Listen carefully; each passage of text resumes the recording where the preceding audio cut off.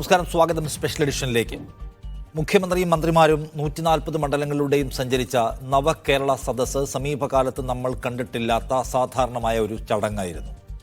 അതിന് സുരക്ഷ ഒരുക്കിയ പോലീസുകാർക്ക് റിവാർഡ് നൽകാൻ, അതായത് അവർക്ക് ഗുഡ് സർവീസ് എൻട്രി നൽകാൻ പോലീസ് തീരുമാനിച്ചിരിക്കുകയാണ്. പക്ഷെ നമുക്കെല്ലാവർക്കും അറിയാവുന്നതുപോലെ നവകേരള സദസ്സിൻ്റെ സഞ്ചാരം വിവാദങ്ങളിലൂടെയായിരുന്നു, കാലുഷ്യങ്ങളിലൂടെയായിരുന്നു. പ്രതിപക്ഷ സമരവും അതിനു നേരെയുള്ള പലവിധത്തിലുള്ള കയ്യേറ്റങ്ങളും വാർത്തകളിൽ എല്ലാ ദിവസവും നിറഞ്ഞു നിന്നു. അപ്പോൾ പ്രതിപക്ഷത്തെ കൈകാര്യം ചെയ്തതിനാണോ, കായികമായി അവരെ നേരിട്ടതിനാണോ ഗുഡ് സർവീസ് എൻട്രി കൊടുക്കുന്നത് എന്ന് ചോദിക്കുകയാണ് പ്രതിപക്ഷം. ഇത് ക്രൂരമായ പരിഹാസമാണെന്ന്, ജനാധിപത്യത്തോടുള്ള അവഹേളനമാണെന്ന്, സമരം എന്ന ജനാധിപത്യ രൂപത്തോടുള്ള അങ്ങേയറ്റത്തെ ഏകാധിപത്യ സമീപനത്തിൻ്റെ ഭാഗമാണെന്ന്. ഈ റിവാർഡ് നൽകലിനെ, അല്ലെങ്കിൽ ഈ ഗുഡ് സർവീസ് എൻട്രിയെ ജനം എങ്ങനെയാണ് നോക്കിക്കാണുന്നത്?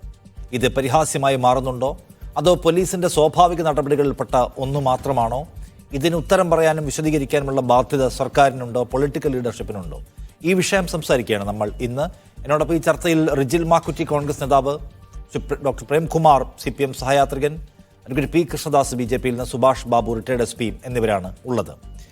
ആദ്യം പ്രേംകുമാർ, പോലീസിൻ്റെ ഈ നടപടി ഈ സവിശേഷ സാഹചര്യത്തിൽ രാഷ്ട്രീയമായി വിശദീകരിക്കാനുള്ള ബാധ്യത സർക്കാരിനുണ്ടെന്ന് തോന്നുന്നുണ്ടോ? പോലീസിൻ്റെ നടപടിയെ രാഷ്ട്രീയമായി അത്തരത്തിൽ വിശദീകരിക്കേണ്ട ആവശ്യമുണ്ടോ എന്ന് എനിക്കറിയില്ല. പക്ഷേ ഈ മൊത്തം കാര്യങ്ങൾ കാണുന്ന നമുക്കതിനെപ്പറ്റി അഭിപ്രായം പറയാൻ പറ്റും. നിങ്ങൾ ഇൻട്രോയിൽ പറയുന്നത് പോലെ തന്നെ കേരളം ഇന്നേവരെ കണ്ടിട്ടില്ലാത്ത, അല്ലെങ്കിൽ ഇന്ത്യ ഇന്നേവരെ കണ്ടിട്ടില്ലാത്ത രീതിയിലുള്ളൊരു മൂവ്മെൻ്റ് ആയിരുന്നു ഈ 136 ഞാൻ വിചാരിക്കുന്നു മണ്ഡലങ്ങളിലൂടെ കേരളത്തിൻ്റെ മന്ത്രിസഭ മുഴുവൻ ലക്ഷക്കണക്കിന് ആളുകളുമായിട്ട് സംവദിച്ച് നടത്തിയത്.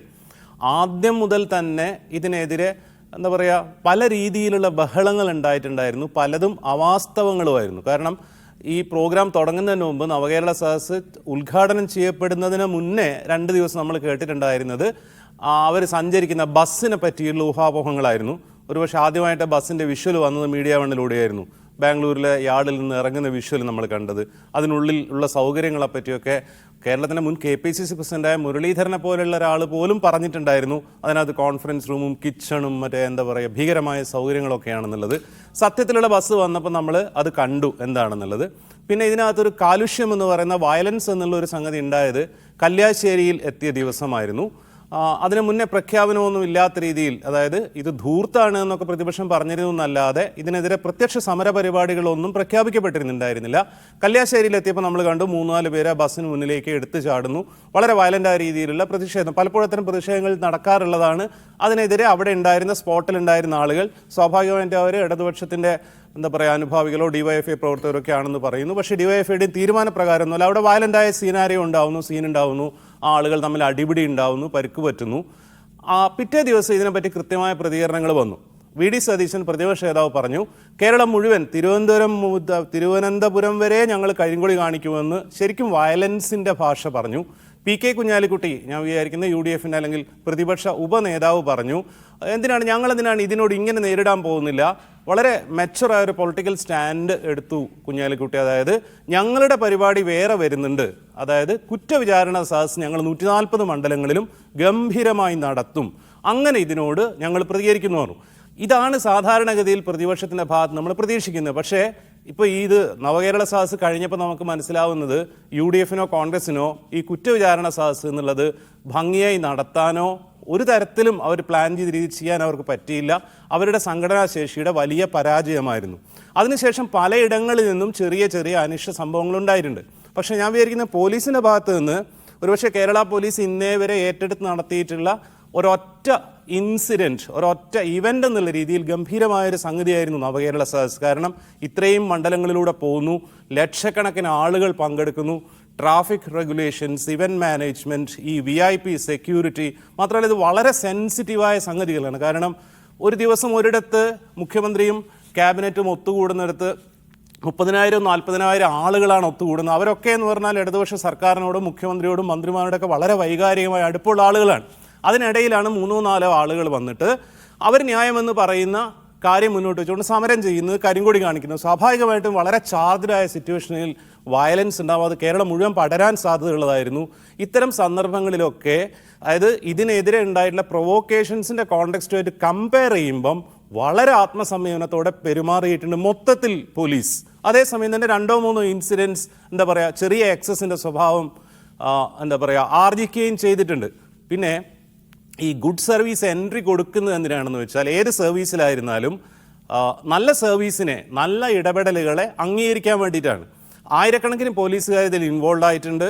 ഇൻവോൾവ് ആയവരിൽ നല്ല സർവീസ് ചെയ്ത ആളുകൾക്ക് ഗുഡ് സർവീസ് എൻട്രി കൊടുക്കണം എന്നുള്ളൊരു നിർദ്ദേശമാണ് ഉണ്ടായിട്ടുള്ളത്. അല്ലാതെ മീഡിയ എന്താ പറയുക പ്രചരിപ്പിക്കുന്ന പോലെ, പ്രതിപക്ഷം പറയുന്നത് പോലെ ഏതെങ്കിലും ഒരു യൂത്ത് കോൺഗ്രസ്സുകാരനെ തല്ലിയ പോലീസുകാരെ പിടിച്ചിട്ട് മെഡൽ കൊടുക്കുക എന്നുള്ളതല്ല. ഇല്ല, അങ്ങനെയില്ല. ഞാൻ ചോദിക്കുന്നത് ഡോക്ടർ പ്രേംകുമാർ, നോക്കി ഇവിടെ കരിങ്കൊടി കാണിക്കുമെന്ന വയലൻസിന്റെ സന്ദേശം ആദ്യം മുഴക്കിയത് പ്രതിപക്ഷ നേതാവാണ് എന്ന് താങ്കൾ പറഞ്ഞു. അത് യോജിക്കാനാവാത്ത ഒന്നാണെന്ന് ഞാൻ പറയട്ടെ. വ്യക്തിപരമായി ഞാൻ യോജിക്കുന്നില്ല. കാരണം കരിങ്കൊടി കാണിക്കുന്നത് വയലൻസിന്റെ പ്രഖ്യാപനമാകുന്നത് എങ്ങനെയാണ്, അതെങ്ങനെയാണ് ഇടതുപക്ഷത്തിന് ആ നിലയ്ക്ക് സമർത്ഥിക്കാൻ കഴിയുന്നത്, ചരിത്രബോധ്യത്തെ മുന്നിൽ നിർത്തി എന്ന പ്രശ്നവും ഞാൻ ഉന്നയിക്കുകയാണ്. ഇവിടെ എന്തായാലും ഈ സദസ്സ് ജനാധിപത്യ രൂപത്തിൽ തുടങ്ങി അവസാനിക്കേണ്ടുന്ന ഒന്നായിരുന്നു, വളരെ ഹെൽത്തി ആയിട്ട് കംപ്ലീറ്റ് ചെയ്യേണ്ട ഒന്നായിരുന്നു. പക്ഷെ അതിനിടയ്ക്ക് അസുഖകരമായ സംഗതികൾ ഉണ്ടായെന്ന് മാത്രമല്ല, വളരെ സാമാന്യേന ജനാധിപത്യ രൂപിയായ ഒരു പ്രതിഷേധ പ്രക്രിയയ്ക്ക് നേരെ വലിയ തോതിലുള്ള വയലൻസ് ഉണ്ടായി. മുഖ്യമന്ത്രിയുടെ ഗൺമാനൊക്കെ ഇറങ്ങി വന്ന ആളുകളെ ഒരുതരം പ്രതികാര ബുദ്ധിയോടെ മർദ്ദിക്കുന്നത് കണ്ടു. അപ്പോൾ ഈ പറയുന്ന വോളണ്ടിയേഴ്സും ഡിവൈഎഫ്ഐക്കാരും ഒക്കെ ഏതാണ്ട് എല്ലായിടത്തും മർദ്ദിക്കുകയും അതൊരു മാതൃകാപരമായ നടപടിയാണ്, തുടരട്ടെ എന്ന് മുഖ്യമന്ത്രിയുടെ ആശീർവാദം ഉണ്ടാവുന്നത് കണ്ടു. അല്ല, ആ നിലയ്ക്ക് ചില പൊല്യൂഷൻ അതിനകത്ത് ഉണ്ടായിട്ടുണ്ടെന്നൊരു വസ്തുതയാണല്ലോ നമ്മൾ എത്ര തർക്കിച്ചാലും. അപ്പോൾ നമ്മളൊരു ഗുഡ് സർവീസ് സെൻ്ററിയൊക്കെ ആലോചിക്കുമ്പോൾ അത് ഏതൊക്കെ നിലയ്ക്കാണ് രാഷ്ട്രീയമായി വായിക്കപ്പെടുക എന്നൊരാലോചന ഒരു രാഷ്ട്രീയ നേതൃത്വത്തിന് സർക്കാരിന് വേണ്ടേ? അല്ല, രാഷ്ട്രീയമായിട്ട് വായിക്കപ്പെടുക എന്നുള്ളത് നോർമലായിട്ട് നടക്കുന്ന ഒരു പരിപാടിയല്ല. വളരെ ബയസ്ഡ് ആയിട്ടുള്ള വായനകൾ അതിനെതിരെ ഉണ്ടാവും. അതായത് അത് ഈ നവകേരള സദസ്സിനെ പറ്റി മൊത്തത്തിൽ ഉണ്ടായിട്ടുണ്ട് എന്ന് കരുതിയിട്ട് ഡിപ്പാർട്ട്മെന്റിനോ സർക്കാരിനോ അത് ചെയ്യേണ്ട കാര്യങ്ങൾ ചെയ്യാതിരിക്കാൻ പറ്റില്ല. പിന്നെ നിഷാദ് ഞാൻ പറഞ്ഞത് എന്താ പറയുക എടുത്തു പറഞ്ഞതിലൊരു പ്രശ്നമുണ്ട്. കരിങ്കൊടി സമരം അക്രമ സമരം ആണെന്നോ അത് ആദ്യം പറഞ്ഞ വി ഡി സതീശനാണെന്നല്ല ഞാൻ പറഞ്ഞത്. അതായത് കല്യാശ്ശേരിയിൽ ആ സംഭവം ഉണ്ടായ അതിൻ്റെ പിറ്റേ ദിവസം വി ഡി സതീശൻ പറഞ്ഞിരുന്നത് വളരെ വയലൻ്റായ ഭാഷയിലാണ്. അതായത് ഇനി തിരുവനന്തപുരം വരെ ഞങ്ങൾ കരിങ്കൊടി കാണിക്കുന്നു. കഴിഞ്ഞ ദിവസം തിരുവനന്തപുരത്ത് പ്രതിഷേധ സദസ്സിലും യൂത്ത് കോൺഗ്രസിന്റെ ജാഥയിലും വി ഡി സതീശൻ അത് തന്നെയാണ് പറഞ്ഞത്. അല്ല ഡോക്ടർ പ്രേംകുമാർ, അതല്ലേ അദ്ദേഹം പറയേണ്ട കാര്യം. കാരണം കല്യാശ്ശേരിയിലെ ന്യായമായ ഒരു കരിങ്കൊടി സമരത്തെ അങ്ങേയറ്റം വയലൻ്റായ രീതിയിൽ കൈകാര്യം ചെയ്യുകയും അത് നീതീകരിച്ചുകൊണ്ട് അത് ജസ്റ്റിഫൈ ചെയ്ത് സംസാരിക്കുകയും ചെയ്യുന്നു ഭരണനായകൻ.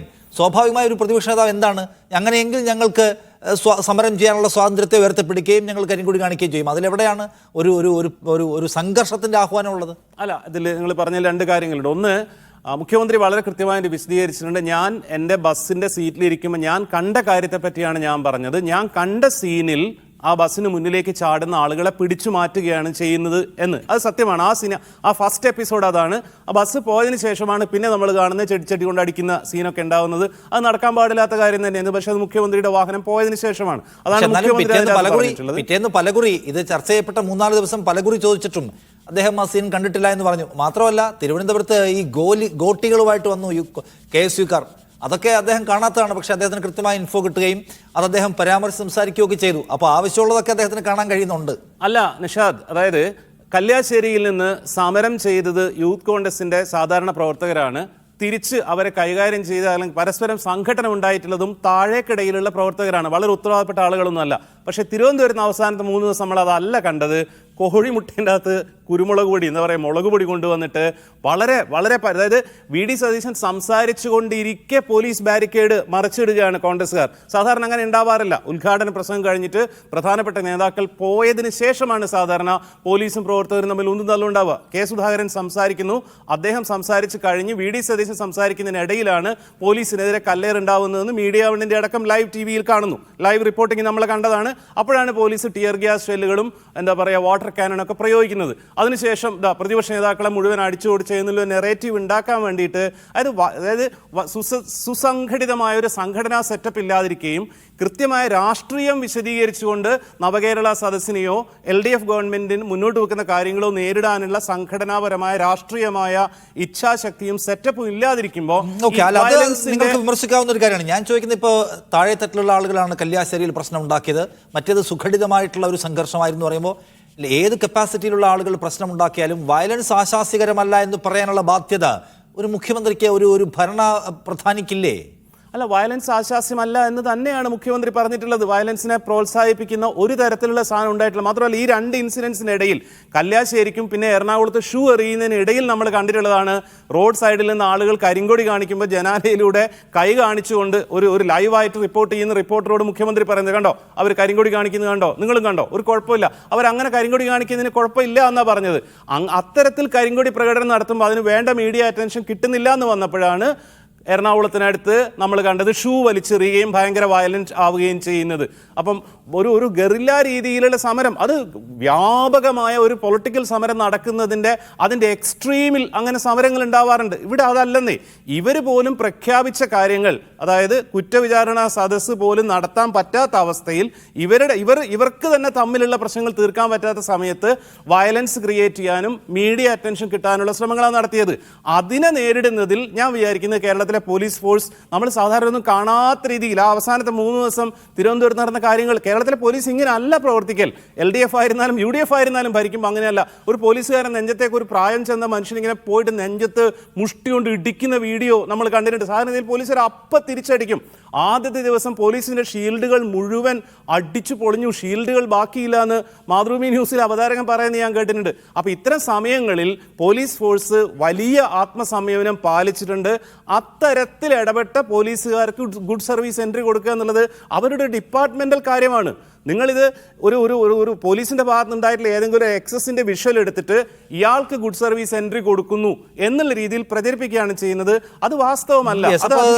സാങ്കേതികമായ ഒരു സംഗതി പോലീസിന്റെ നടപടിക്രമങ്ങളുടെ ഭാഗം എന്ന നിലക്ക് മാത്രം കണ്ടാൽ മതി. അതിനപ്പുറത്തേക്കുള്ള രാഷ്ട്രീയ പ്രസക്തി അതിന് കൊടുക്കേണ്ടതില്ല എന്ന അഭിപ്രായം പറയുകയാണ് അദ്ദേഹം. ശ്രീ സുഭാഷ് ബാബു, റിട്ടയർഡ് SP, നമ്മോടൊപ്പം ഉണ്ട്. ശ്രീ സുഭാഷ് ബാബു, ഇതിപ്പോൾ ഒരു സാധാരണ സംഗതിയാണ്. അങ്ങനെ ചോദിച്ചാൽ ഗുഡ് സർവീസ് സെൻറ്റർ ഇതിനേക്കാൾ വലിയ ടാസ്ക് പൂർത്തിയാക്കിയ ആളുകൾക്ക് കൊടുക്കാത്ത സംഭവങ്ങൾ നമ്മുടെ മുമ്പിലുണ്ട്.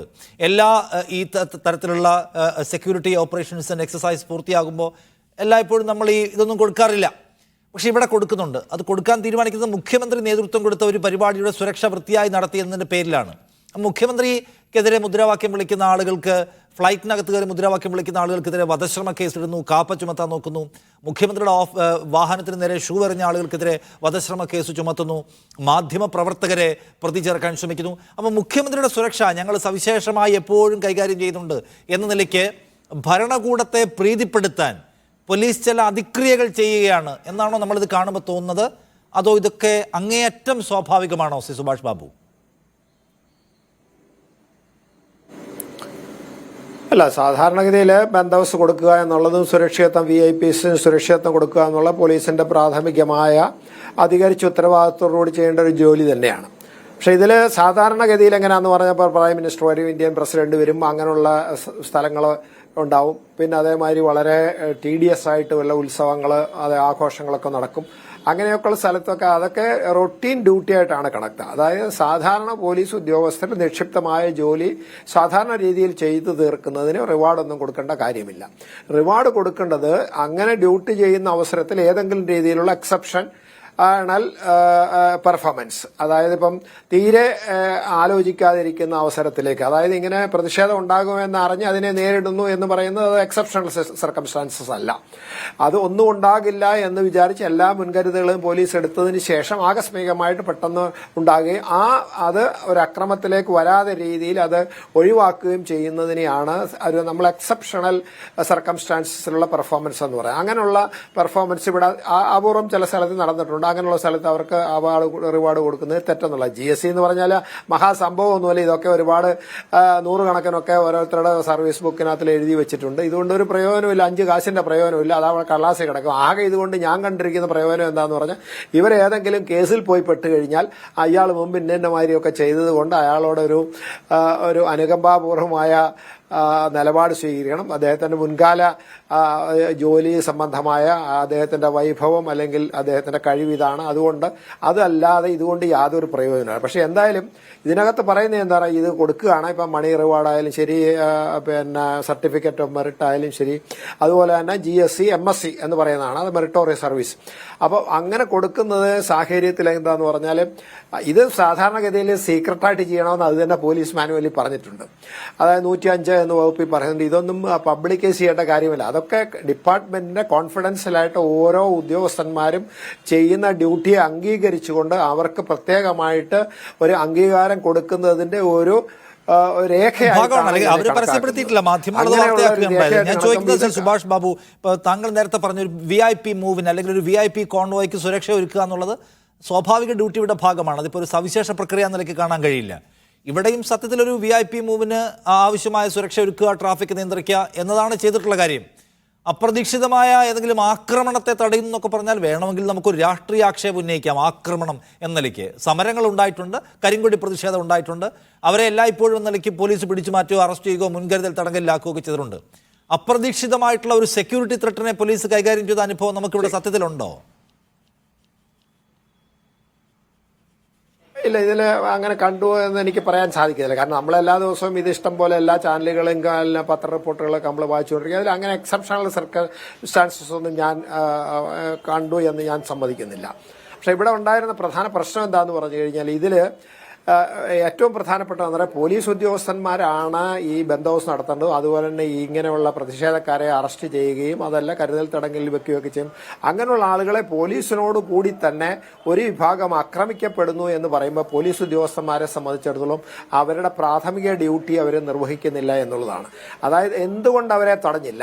അതായത് ഈ പോലീസ് ഉദ്യോഗസ്ഥന്മാര് അറസ്റ്റ് ചെയ്ത് നിർത്തുന്ന ആളുകളെയോ അല്ലെ പോലീസ് സ്റ്റേഷനിൽ വെച്ചിരിക്കുന്ന ആളുകളെയോ സംരക്ഷിക്കാനുള്ള പൂർണ്ണ ഉത്തരവാദിത്വം പോലീസ് ഉദ്യോഗസ്ഥന്മാർ നിക്ഷിപ്തമായിരിക്കുന്ന അവസരം അവിടെ മറ്റാളുകളെ അതിക്രമിച്ച് കടന്ന് അവരുടെ ഒരു താണ്ഡവം ആടുകയും അതനുസരിച്ച് അവർ ഈ പോലീസ് ഉദ്യോഗസ്ഥന്മാരുടെ കസ്റ്റഡിയിലിരിക്കുന്ന അല്ലെ അവരുടെ സമീപത്ത് നിൽക്കുന്ന വ്യക്തികളെ മർദ്ദിക്കുകയും ചെയ്യുന്ന അവസരത്തിൽ അത് പ്രിവെന്റ് ചെയ്യുക എന്നുള്ളതാണ് അവരുടെ പ്രാഥമിക കടമ. കാരണം ഏതൊരു പൗരൻ, അയാൾ പ്രതിയായാലും ശരി, പിന്നെ പരാതിക്കാരായാലും ശരി, വ്യക്തിമായാലും ആരായാലും ശരി, അവരുടെ സംരക്ഷണം ഉറപ്പുവരുത്തുന്നതാണ് പോലീസിന്റെ പ്രാഥമിക ഉത്തരവ്.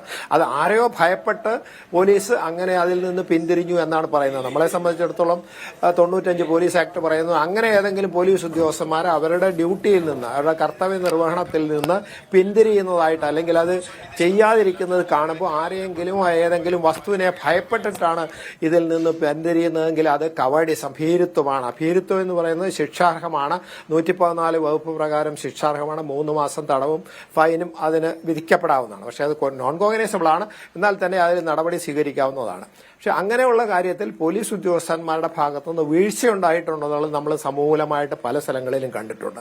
അതിനെ സംബന്ധിച്ച് നടപടിയും കൂടെ സ്വീകരിച്ചിട്ട് അർഹമായ പോലീസ് ഉദ്യോഗസ്ഥന്മാർക്ക് പോലീസ് നല്ല സേവനം ചെയ്യുന്നവരെ ആദരിക്കുന്നതിൽ തെറ്റൊന്നും പറയാനില്ല. നല്ലത് ചെയ്യുന്ന എല്ലാവരെയും ആദരിക്കട്ടെ. പക്ഷേ പിഴവ് ചെയ്ത ആളുകളെ കുറിച്ച് ആ പിഴവുകളെ കാണുക, അതിനാവശ്യമായിട്ടുള്ള നടപടി ഉറപ്പാക്കുക എന്ന പ്രശ്നത്തോടെ ഉണ്ടല്ലോ എന്നാണ്. അഡ്വക്കേറ്റ് കൃഷ്ണദാസ് BJP നേതാവിൻ്റെ കൂടെയുണ്ട്. ശ്രീ കൃഷ്ണദാസ്, പ്രതിപക്ഷം ഇക്കാര്യത്തിൽ ഉന്നയിക്കുന്ന പ്രശ്നം ഇത് സമരത്തെ അവഹേളിക്കലാണ് എന്നാണ്.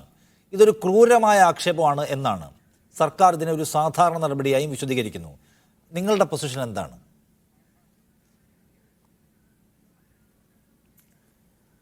സർക്കാർ ഇപ്പോൾ എടുക്കുന്ന നിലപാടുകളെ അങ്ങനെ ഒരു സതുദ്ദേശത്തോടുകൂടി കാണാൻ കഴിയുന്ന ഒന്നല്ല നിഷാദ്. അതിൻ്റെ ഒരു പ്രധാനപ്പെട്ട കാരണം, ഈ യാത്ര തുടങ്ങിയതിന് ശേഷം പല സ്ഥലങ്ങളിലും പ്രതിഷേധങ്ങളുണ്ടായി. പ്രതിഷേധക്കാർക്ക് നേരെ ശക്തമായിട്ടുള്ള പോലീസ് അതിക്രമമുണ്ടായി. DYFI SFI ആളുകൾ ചേർന്നുകൊണ്ട് അവരെ ആക്രമിക്കുന്ന സാഹചര്യമുണ്ടായി. ഈ സാഹചര്യത്തിലെല്ലാം പലപ്പോഴും പോലീസുകാർ അതിരുവിട്ട് ഈ സമരത്തിന് വന്നിട്ടുള്ള ആളുകളെ ആക്രമിക്കുകയും അടിക്കുകയും അതിക്രൂരമായി മർദ്ദിക്കുകയും ചെയ്യുന്ന സാഹചര്യങ്ങൾ പലപ്പോഴും വിഷ്വൽ മീഡിയയിലും അതുപോലെ തന്നെ പല മാധ്യമങ്ങളിലും അത് റിപ്പോർട്ട് ചെയ്യുകയും എല്ലാം ചെയ്തിട്ടുള്ളതാണ്. അപ്പോൾ ഇതെല്ലാം വിഷ്വലൈസ് ചെയ്യപ്പെട്ടിരിക്കുന്നു, പോലീസുകാരുടെ അതിക്രമം വിഷ്വലൈസ് ചെയ്യപ്പെട്ടിരിക്കുന്നു എന്നുള്ളത് സർക്കാരിനെ സംബന്ധിച്ചിടത്തോളം ഒരു പ്രധാനപ്പെട്ട പ്രതിസന്ധിയാണ്. അതിൻ്റെ പ്രധാനപ്പെട്ട ഒരു കാരണം, മുഖ്യമന്ത്രിക്ക് സുരക്ഷയൊരുക്കേണ്ട സുരക്ഷാ ഉദ്യോഗസ്ഥന്മാരടക്കം സമരരംഗത്തേക്ക് വരുന്ന അല്ലെങ്കിൽ പ്രതിഷേധത്തിന് വേണ്ടി വരുന്ന ആളുകളെ ആക്രമിക്കുന്നു എന്നുള്ളത് കുറച്ച് അതിൽ നിന്ന് ഊരിപ്പോരാൻ കുറച്ച് പ്രയാസമുള്ളൊരു കാര്യമാണ്. അതിൻ്റെ ഒരു പ്രധാനപ്പെട്ട കാരണം, ഇത് സർക്കാർ ഒരു കവചം ഒരുക്കുകയാണ്. അതിൽ നമ്മൾ കാണേണ്ടത് രണ്ട് വശമാണ് ഇതിനകത്ത്, രാഷ്ട്രീയത്തെക്കാളപ്പുറം. ഈ കേസുകൾ ഉണ്ടായിട്ടുള്ള അല്ലെങ്കിൽ പ്രതിഷേധങ്ങൾ ഉണ്ടായിട്ടുള്ള സ്ഥലങ്ങളിൽ, പോലീസുകാർ അക്രമം നടത്തിയിട്ടുള്ള സ്ഥലങ്ങളിൽ പോലീസുകാർക്കെതിരെ സ്വാഭാവികമായും നിരവധി പരാതികൾ ഉയർന്നു വരികയും പരാതികൾ കൊടുക്കപ്പെടുകയും പോലീസ് ഉദ്യോഗസ്ഥന്മാർക്കെതിരെ പരാതികൾ കൊടുക്കപ്പെടുകയും എല്ലാം ചെയ്തിട്ടുണ്ട്. അതിനെ തുടർന്ന് മുഖ്യമന്ത്രിയുടെ സെക്യൂരിറ്റിയിലുള്ള 2 ഉദ്യോഗസ്ഥന്മാർക്കെതിരെ കേസെടുക്കുന്ന സാഹചര്യമുണ്ടായി കോടതിയുടെ നിർദ്ദേശപ്രകാരം. അപ്പോൾ ഈ ഉദ്യോഗസ്ഥന്മാരെ മുഴുവൻ, പോലീസുകാരെ മുഴുവൻ, ഈ സമരക്കാരെ അടിച്ചൊതുക്കിയിട്ടുള്ള ആളുകളെ മുഴുവൻ, സമരക്കാർക്ക് നേരെ അക്രമം നടത്തിയിട്ടുള്ള ആളുകളെ മുഴുവൻ സംരക്ഷിക്കണമെന്നുണ്ടെങ്കിൽ അവർക്ക് ഗുഡ് സർവീസ് സെന്റർ കൊടുക്കണം. അതിലൊരു പ്രധാനപ്പെട്ട കാരണം അതാണ് നേരത്തെ ശ്രീ സുഭാഷ് ബാബു സൂചിപ്പിച്ചത്. അങ്ങനെയുള്ള ആളുകൾക്ക് ഒരു ഗുഡ് സർവീസ് സെന്റർ കൊടുക്കുന്നതോടുകൂടി ഇവരുടെ കേസുകൾ കോടതിയിൽ വരുമ്പോൾ, അതല്ലെങ്കിൽ അതുമായി ബന്ധപ്പെട്ടുകൊണ്ടുള്ള പ്രോസിക്യൂഷൻ നടപടികൾ ആരംഭിക്കുമ്പോൾ ഇവരെല്ലാം സ്തുത്യർഹമായിട്ടുള്ള സേവനം ചെയ്തിട്ടുള്ള ആളുകളാണ്. ഇവർക്കെതിരെ ആ തരത്തിലൊരു പ്രൈവറ്റ് അന്യായം മുന്നോട്ട് പോകേണ്ട സാഹചര്യമില്ല, അല്ലെങ്കിൽ അവർക്കെതിരെ ഒരു കേസ് മുന്നോട്ട് പോകേണ്ട സാഹചര്യമില്ല എന്ന് ബോധ്യപ്പെടുത്തി കോടതിയിൽ നിന്ന് വിടുതൽ നേടിയെടുക്കണം ഈ ഉദ്യോഗസ്ഥന്മാർക്ക്. അപ്പോൾ ആർക്കൊക്കെ ആ തരത്തിലുള്ള ബെനിഫിറ്റ് കിട്ടണം? ഈ തരത്തിൽ സമരക്കാരെ അടിച്ചൊതുക്കാൻ വേണ്ടി ശ്രമിച്ചിട്ടില്ല, അവർക്കെതിരെ അക്രമം നടത്താൻ ശ്രമിച്ചിട്ടില്ല പോലീസ് ഉദ്യോഗസ്ഥർ. ഇപ്പൊ നമ്മൾ നിങ്ങളുടെ ചാനലിലൂടെ കാണിക്കുന്ന വിഷ്വലുകളിൽ തന്നെ കണ്ടുകൊണ്ടിരിക്കുന്നതല്ലേ, എത്രയോ പോലീസുകാർ സാധാരണക്കാരായിട്ടുള്ള സമരക്കാരെ അതിക്രൂരമായി മർദ്ദിക്കുന്ന സാഹചര്യം ഉണ്ടാകുന്നു. അപ്പോൾ ആ ഉദ്യോഗസ്ഥന്മാർക്കെതിരെ നാളെ നടപടി ഉണ്ടാകരുത് എന്ന് മാത്രമല്ല, അവർക്കെതിരെ നാളെ ഒരു പ്രൈവറ്റ് അന്യായമോ അവർക്കെതിരെ നാളെ ഒരു കേസോ ഉണ്ടാക്കാൻ പാടില്ല. ഇടതുപക്ഷ സഹയാത്രികൻ നേരത്തെ സൂചിപ്പിച്ചൊരു പ്രധാനപ്പെട്ട കാര്യം, അദ്ദേഹം പറയുന്നത് ഈ നവകേരള യാത്ര വലിയ വിജയമായിരുന്നു, അതിൻ്റെ വലിയ ആൾ പങ്കാളിത്തമുണ്ടായിരുന്നു. ആരായിരുന്നു ഇതിലെ ആൾ പങ്കാളിത്തത്തിൻ്റെ പ്രധാനപ്പെട്ട സോഴ്സ് എന്ന് പറയുന്നത്? ഈ പരിപാടി ആരംഭിക്കുന്നത് തന്നെ ഒരു കേന്ദ്രവിരുദ്ധ സമരത്തിൻ്റെ ഭാഗമായിട്ടാണ്. കേന്ദ്രവിരുദ്ധമായിട്ടുള്ള നടപടികൾ ജനങ്ങളിലേക്ക് എത്തിക്കാൻ വേണ്ടി, അതായത് കേന്ദ്ര പദ്ധതികൾ കൊണ്ടുവരുന്നതിലോ അല്ലെങ്കിൽ കേന്ദ്രവുമായി ബന്ധപ്പെട്ടുകൊണ്ടുള്ള വിഷയങ്ങൾ ജനങ്ങളിലേക്ക് എത്തിക്കുന്നു. അതായത് കേരളത്തിന് വലിയ സാമ്പത്തിക പ്രതിസന്ധി ഉണ്ട്, അത് കേന്ദ്രമാണ് അതിൻ്റെ പ്രധാനപ്പെട്ട കാരണം എന്ന് ജനങ്ങളെ ഞങ്ങൾ ബോധ്യപ്പെടുത്താൻ പോകുന്നു എന്നാണ് ഈ നവകേരള യാത്രയുടെ തുടക്കം മുതൽ ബഹുമാനപ്പെട്ട മുഖ്യമന്ത്രി പറഞ്ഞുകൊണ്ടിരിക്കുന്നത്. ഇതിലൊരു പ്രധാനപ്പെട്ട വിഷയമുള്ളത്, ഈ യാത്രയിൽ അങ്ങനെ ഒരു രാഷ്ട്രീയം പറഞ്ഞു എന്നിരിക്കട്ടെ, 2 ലക്ഷത്തിലധികം പരാതികളാണ് കാസർഗോഡ് മുതൽ തിരുവനന്തപുരം വരെ കിട്ടിയതായി നാം മനസ്സിലാക്കുന്നത്. അതിൽ എത്ര പരാതികൾ പരിഹരിക്കപ്പെട്ടു, എത്ര പരാതികൾ അതിൽ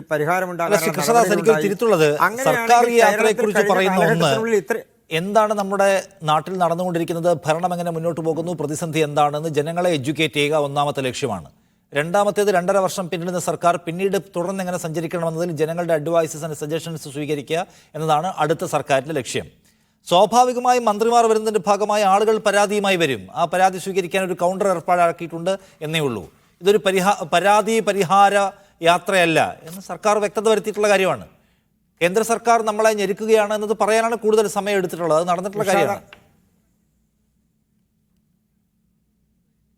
നിഷാദ് അത് നടത്തിക്കോട്ടെ, അതിൽ ഞങ്ങൾക്ക് പ്രത്യേകിച്ച് വിരോധമൊന്നുമില്ല. അതിന്റെ കണക്കുകളും കാര്യങ്ങളും ഒക്കെ കൃത്യമായി കേന്ദ്ര ധനകാര്യ വകുപ്പ് മന്ത്രി ഇവിടെ വന്ന് വിശദീകരിച്ചതാണല്ലോ. അപ്പോൾ ഈ സർക്കാരിന്റെ നിലപാട് എന്താണ് എന്നുള്ളത് ജനങ്ങളെ ബോധ്യപ്പെടുത്തുന്നതിൽ തെറ്റൊന്നുമില്ല. ഇനി നമ്മൾക്ക് കിട്ടാനുണ്ട് എന്നുള്ളത് അതിന്റെ യഥാർത്ഥ കണക്കുകൾ വെച്ച് അല്ലാതെ ആയിക്കോട്ടെ, അത് നടന്നോട്ടെ, അതിലൊന്നും ഞങ്ങൾക്ക് യാതൊരു വിരോധമില്ല. പക്ഷെ നമ്മൾ കാണേണ്ട മറ്റൊരു കാര്യം, ഇങ്ങനെ ഒരു യാത്ര നടക്കുമ്പോൾ മന്ത്രിമാർ ജനങ്ങളിൽ നിന്ന് അവരുടെ പരാതികൾ നേരിട്ട് കേൾക്കുന്നു, അല്ലെങ്കിൽ മുഖ്യമന്ത്രി കേൾക്കുന്നു എന്നിരിക്കട്ടെ, അതിൽ നമുക്കൊരു സാങ്കത്യമുണ്ട്, അതിൽ നമുക്കൊരു യാഥാർത്ഥ്യമുണ്ട്. ഇവിടെ അതല്ലല്ലോ നടക്കുന്നത്.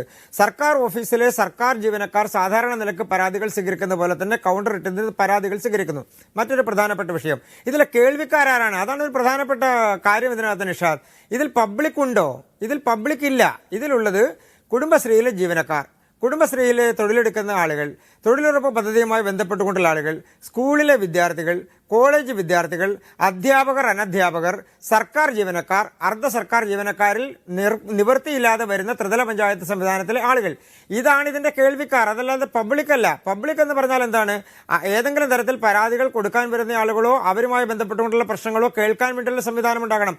ഇത് പരാതി എഴുതി കൊടുക്കുന്നു പോകുന്നു എന്നുള്ളതിനപ്പുറത്തേക്ക് ഇതൊരു പബ്ലിക് ഹിയറിംഗ് സിസ്റ്റം അല്ല. നിഷാദ് പറഞ്ഞതാണ് ഇതിന്റെ കൃത്യമായിട്ടുള്ള വശം. അതേസമയം തന്നെ ഇതിൽ ഇത് ആളുകൾക്ക് പരാതി കൊടുക്കാനുള്ള ഒരു പരിപാടിയല്ല. മന്ത്രിമാർ നേരിട്ടിറങ്ങി ചെന്ന ആളുകളുടെ പരാതികൾ കേട്ട് അവരെ മുഖതാവിൽ തീർപ്പാക്കുന്ന പരിപാടിയുമല്ല എന്ന വ്യക്തത സർക്കാർ വരുത്തിയിട്ടുണ്ട്.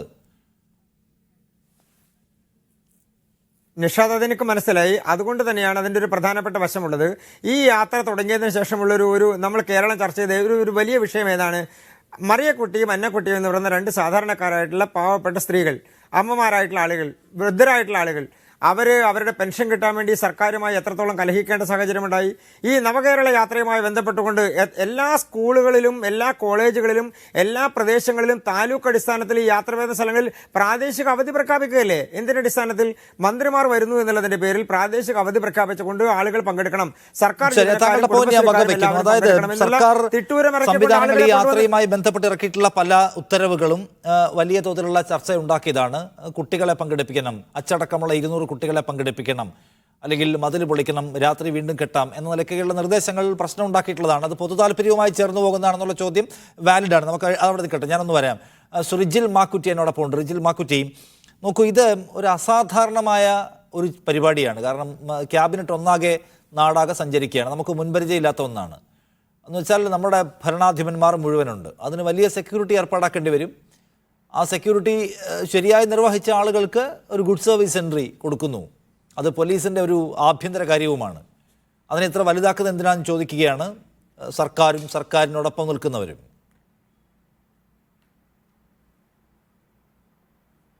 നിഷാദ്, യഥാർത്ഥത്തിൽ പിന്നെ ഒരു കാട്ടാള യാത്ര, ആ കാട്ടാള യാത്ര തിരുവനന്തപുരത്ത് എത്തിച്ച കാക്കി അണിഞ്ഞിട്ടുള്ള ഈ കാട്ടാളന്മാർക്ക് കാട്ടാള മനസ്സുള്ള ഒരു മുഖ്യമന്ത്രി താമ്രപത്രം കൊടുക്കുന്നതാണ്. അതാണ് ഇതിൻ്റെ യഥാർത്ഥത്തിലുള്ള അവരുടെ അവർ കൊടുക്കാൻ ഉദ്ദേശിച്ച കാര്യം എന്നാണ് ഞങ്ങൾ മനസ്സിലാക്കുന്നത്. യഥാർത്ഥത്തിൽ പോലീസ് എന്ന് പറയുന്ന ഒരു സംവിധാനം ഇതുപോലെ ക്രൂരമായി ആക്രമിക്കപ്പെട്ട, അല്ലെ പോലീസിൻ്റെ നേതൃത്വത്തിൽ ഇതുപോലെ ക്രൂരമായി ആക്രമിക്കപ്പെട്ട ഒരു സമയമായിരുന്നു ഈ നവകേരള യാത്ര തുടങ്ങിയതിന് ശേഷം. കല്യാശ്ശേരി തൊട്ട് ഇങ്ങ് തിരുവനന്തപുരം വരെ നമുക്ക് കൃത്യമായിട്ട് കാണാൻ സാധിക്കും. ഒരു ഭാഗത്ത് പോലീസാണെങ്കിൽ മറുഭാഗത്ത് പോലീസിൻ്റെ കൂടെ തന്നെ ഡിവൈഎഫ്ഐയുടെ ഗുണ്ടകളും ചേർന്നുകൊണ്ട് പ്രതിഷേധക്കാരെ അതിക്രൂരമായി തല്ലി ചതക്കുന്ന കാഴ്ചയാണ് നമ്മൾ കണ്ടത്. യഥാർത്ഥത്തിൽ പോലീസിങ്ങിന് വിരുദ്ധമായിട്ട് തന്നെയാണ് കേരളത്തിലെ മുഖ്യമന്ത്രിയുടെ ഗൺമാൻ അയാൾ വാഹനത്തിൽ നിന്നിറങ്ങി പ്രതിഷേധിക്കുന്ന 2 കരിങ്കൊടിയുമായി വന്ന് മുദ്രാവാക്യം വിളിച്ച 2 KSUവിൻ്റെ നേതാക്കന്മാരെ ആലപ്പുഴയിലിട്ട് അതിക്രൂരമായി തലതല്ലി പൊളിക്കുന്നത് നമ്മൾ കണ്ടു. അപ്പോൾ അതൊക്കെയാണ് ഇങ്ങനെ ആവേശം കൊള്ളാൻ, ഇനിയും പ്രതിഷേധം നടത്തുമ്പോൾ നിങ്ങളിങ്ങനെ തലതല്ലി പൊളിച്ചോ, നിങ്ങളിങ്ങനെ ആക്രമിച്ചോ, അതുകൊണ്ട് നിങ്ങൾക്ക് ഞങ്ങൾ താമ്രപത്രം ഒരുക്കി വെക്കും എന്നുള്ളതിൻ്റെ ഒരു സന്ദേശമായിട്ടാണ് ഇത് കാണാൻ സാധിക്കുന്നത്. അപ്പോൾ ഇവിടെ പലതരത്തിലുള്ള വ്യാഖ്യാനങ്ങൾ ഇടതുപക്ഷത്തിൻ്റെ പ്രതിനിധിയായി വന്ന ശ്രീ പ്രേംകുമാർ ഇവിടെ സൂചിപ്പിച്ചു. അദ്ദേഹത്തോട് എനിക്ക് സൂചിപ്പിക്കാനുള്ളത്, ഇതിൻ്റെ പരാതി പരിഹാര സെല്ലുമായി ബന്ധപ്പെട്ടുള്ള ഒരു പരിഹാസമായ കഥ ഇന്നലെ മുതൽ നമ്മൾ കേൾക്കുകയാണ്. ഒരു ഇരിട്ടിയിലുള്ള കണ്ണൂർ ജില്ലയിലുള്ള ഇരിട്ടിയിലുള്ള ഒരു പാവപ്പെട്ട ഒരു സാധാരണക്കാരൻ 3,97,000 രൂപ ലോണെടുത്ത് അദ്ദേഹത്തിന് ബാങ്കിൽ നിന്ന് ജപ്തി വന്നപ്പോൾ എന്തെങ്കിലും ഒരു ആശ്വാസം കിട്ടുമോ എന്ന് അന്വേഷിച്ചുകൊണ്ടാണ് അദ്ദേഹം ജോലിയും മെനക്കെട്ട് അതോടൊപ്പം തന്നെ ഓട്ടോ പിടിച്ച് ആ സ്ഥലത്ത് പോയത്. എന്നിട്ട് അദ്ദേഹത്തിന് കിട്ടിയ പരാതി പരിഹാരത്തിൻ്റെ ഭാഗമായി കിട്ടിയെന്താണെന്നറിയോ? 537 രൂപ നിങ്ങളുടെ ഈ ലോണുമായി ബന്ധപ്പെട്ട് കുറച്ചിട്ടുണ്ട്, ബാക്കി പൈസ നിങ്ങൾ പെട്ടെന്ന് അടക്കണം, അല്ലെങ്കിൽ ജപ്തി ചെയ്യും എന്നുള്ളതാണ്. അതാണ് ഇവരുടെ പരാതി പരിഹാര സംവിധാനം. എന്ത് നേട്ടാണ്, ഏത് സാധാരണക്കാരെയാണ് ഇവർ ചേർത്ത് പിടിച്ചത്? അപ്പോൾ ഇത്തരത്തിലുള്ള വിഷയങ്ങൾ കേരളത്തിൻ്റെ ഭാഗത്തുണ്ട്. ഈ 1,05 ലക്ഷം രൂപയുടെ ആഡംബര ബസ്സാണ്. ഇപ്പം ശ്രീ പ്രേംകുമാറിന് അത് ആഡംബരമായി തോന്നുന്നില്ല എന്ന് എനിക്കറിയില്ല. പ്രത്യേകിച്ച് പന്ന്യൻ രവീന്ദ്രൻ്റെ മകന് അത് തോന്നിയിട്ടുണ്ട്. കാരണം അദ്ദേഹം പറഞ്ഞിട്ടുണ്ട് ഈ യാത്ര ആർക്ക് വേണ്ടിയാണ്, ആരെ സൂചിപ്പിക്കുന്നതിന് വേണ്ടിയാണ്, ഏത് പൗരപ്രമുഖന്മാരെ ശീതീകരിച്ച റൂമിൽ കൂട്ടിയിരുത്തി അവരുമായി മൃഷ്ടാന്ന ഭോജനം നടത്തി മുന്നോട്ട് പോകാനാണോ കമ്മ്യൂണിസ്റ്റ് പാർട്ടി ഉണ്ടാക്കിയത്? AKജിയും കൃഷ്ണപ്പള്ളി അങ്ങനെയാണ് പോയതെന്ന് പന്ന്യൻ രവീന്ദ്രൻ്റെ മകനായ പന്ന്യൻ രൂപേഷിനും ബോധ്യപ്പെട്ടിട്ടുണ്ട്. അദ്ദേഹം ഇതിനെതിരായി നിലപാട് സ്വീകരിച്ചിട്ടുണ്ട്. അപ്പോൾ പ്രേംകുമാറിനെ പോലത്തെ ആളുകൾ, അദ്ദേഹമൊക്കെ ഇടതുപക്ഷ നിരീക്ഷകനാണ്. അപ്പോൾ അദ്ദേഹം പോലും ഇങ്ങനെ ഒരു DYFIയുടെ നേതാക്കന്മാർ പറയുന്നത് പോലെ പറയുന്നത് അപഹാസ്യമായി മാത്രമേ എനിക്ക് അതിനെക്കുറിച്ച് പറയാനുള്ളൂ. അതുകൊണ്ട് ഈ യാത്ര കൊണ്ട് കേരളത്തിലെ ജനങ്ങൾക്ക് ഒന്നും കിട്ടിയിട്ടില്ല. കേരളത്തിലെ ജനങ്ങൾക്ക് ഒന്നും കിട്ടിയില്ല എന്ന് മാത്രമല്ല, ഈ യാത്ര തുടങ്ങിയതിന് ശേഷം 52 രൂപയുടെ ജയ അരി അത് 56 രൂപയായി വർദ്ധിച്ചിരിക്കുന്നു. വിലക്കയറ്റമുണ്ട്. അന്ന് നവകേരള യാത്ര തുടങ്ങുമ്പോൾ ഉണ്ടായിരുന്ന ഉള്ളിയേക്ക് 9 രൂപയാണ് ഇപ്പം വർദ്ധിപ്പിച്ചിട്ടുള്ളത്. അതോടൊപ്പം തന്നെ ക്രിസ്മസ് ആണ് കഴിഞ്ഞത്. 13 സബ്സിഡി സാധനങ്ങൾ, ആ സാധനങ്ങൾ കേരളത്തിലെ പ്രത്യേകിച്ച് സബ്സിഡി സെൻറ്ററുകളിൽ ഇല്ലാത്തൊരവസ്ഥയാണ് കേരളത്തിൽ ഇപ്പോൾ കടന്നുപോയത് എന്ന് പറയുമ്പോൾ വിലക്കയറ്റം കൊണ്ട് ആളുകൾ പിച്ചച്ചട്ടി എടുക്കുന്നു. മാവേലി സ്റ്റോറിൽ സിവിൽ സപ്ലൈസ് കോർപ്പറേറ്റ് സാധനങ്ങളില്ല. അങ്ങനെ തൊഴിലില്ലായ്മ, കർഷകന്മാർ ആത്മഹത്യ ചെയ്യുന്നു. ആ സമയത്താണ് ഈ വലിയ ബഹുമാന്യ പ്രതിപക്ഷ നേതാവ് പറഞ്ഞതുപോലെ ഒരു അശ്ലീല യാത്രയുമായി കേരളത്തിലെ മുഖ്യമന്ത്രിയും അതോടൊപ്പം മന്ത്രിമാരും ഈ ഉലകം ചുറ്റാൻ നടന്നത്. അങ്ങനെ ഉലകം ചുറ്റി കേരളത്തിൽ ഈ വിഷയങ്ങൾ കേരളത്തിലെ ജനങ്ങളുടെ മുമ്പിൽ അവതരിപ്പിക്കപ്പെടുമ്പോൾ അവരെ തല്ലിച്ചതക്കാൻ, അവരെ ആക്രമിക്കാൻ ചെടിച്ചട്ടി കൊണ്ടും അതോടൊപ്പം തന്നെ മറ്റ് ഹെൽമെറ്റ് കൊണ്ടും തലതല്ലി പൊളിക്കുമ്പോൾ അത് ജീവൻ രക്ഷാ മാർഗമാണ് എന്ന് പറയുന്ന ഒരു മനുഷ്യനാണ് കേരളത്തിലെ മുഖ്യമന്ത്രി.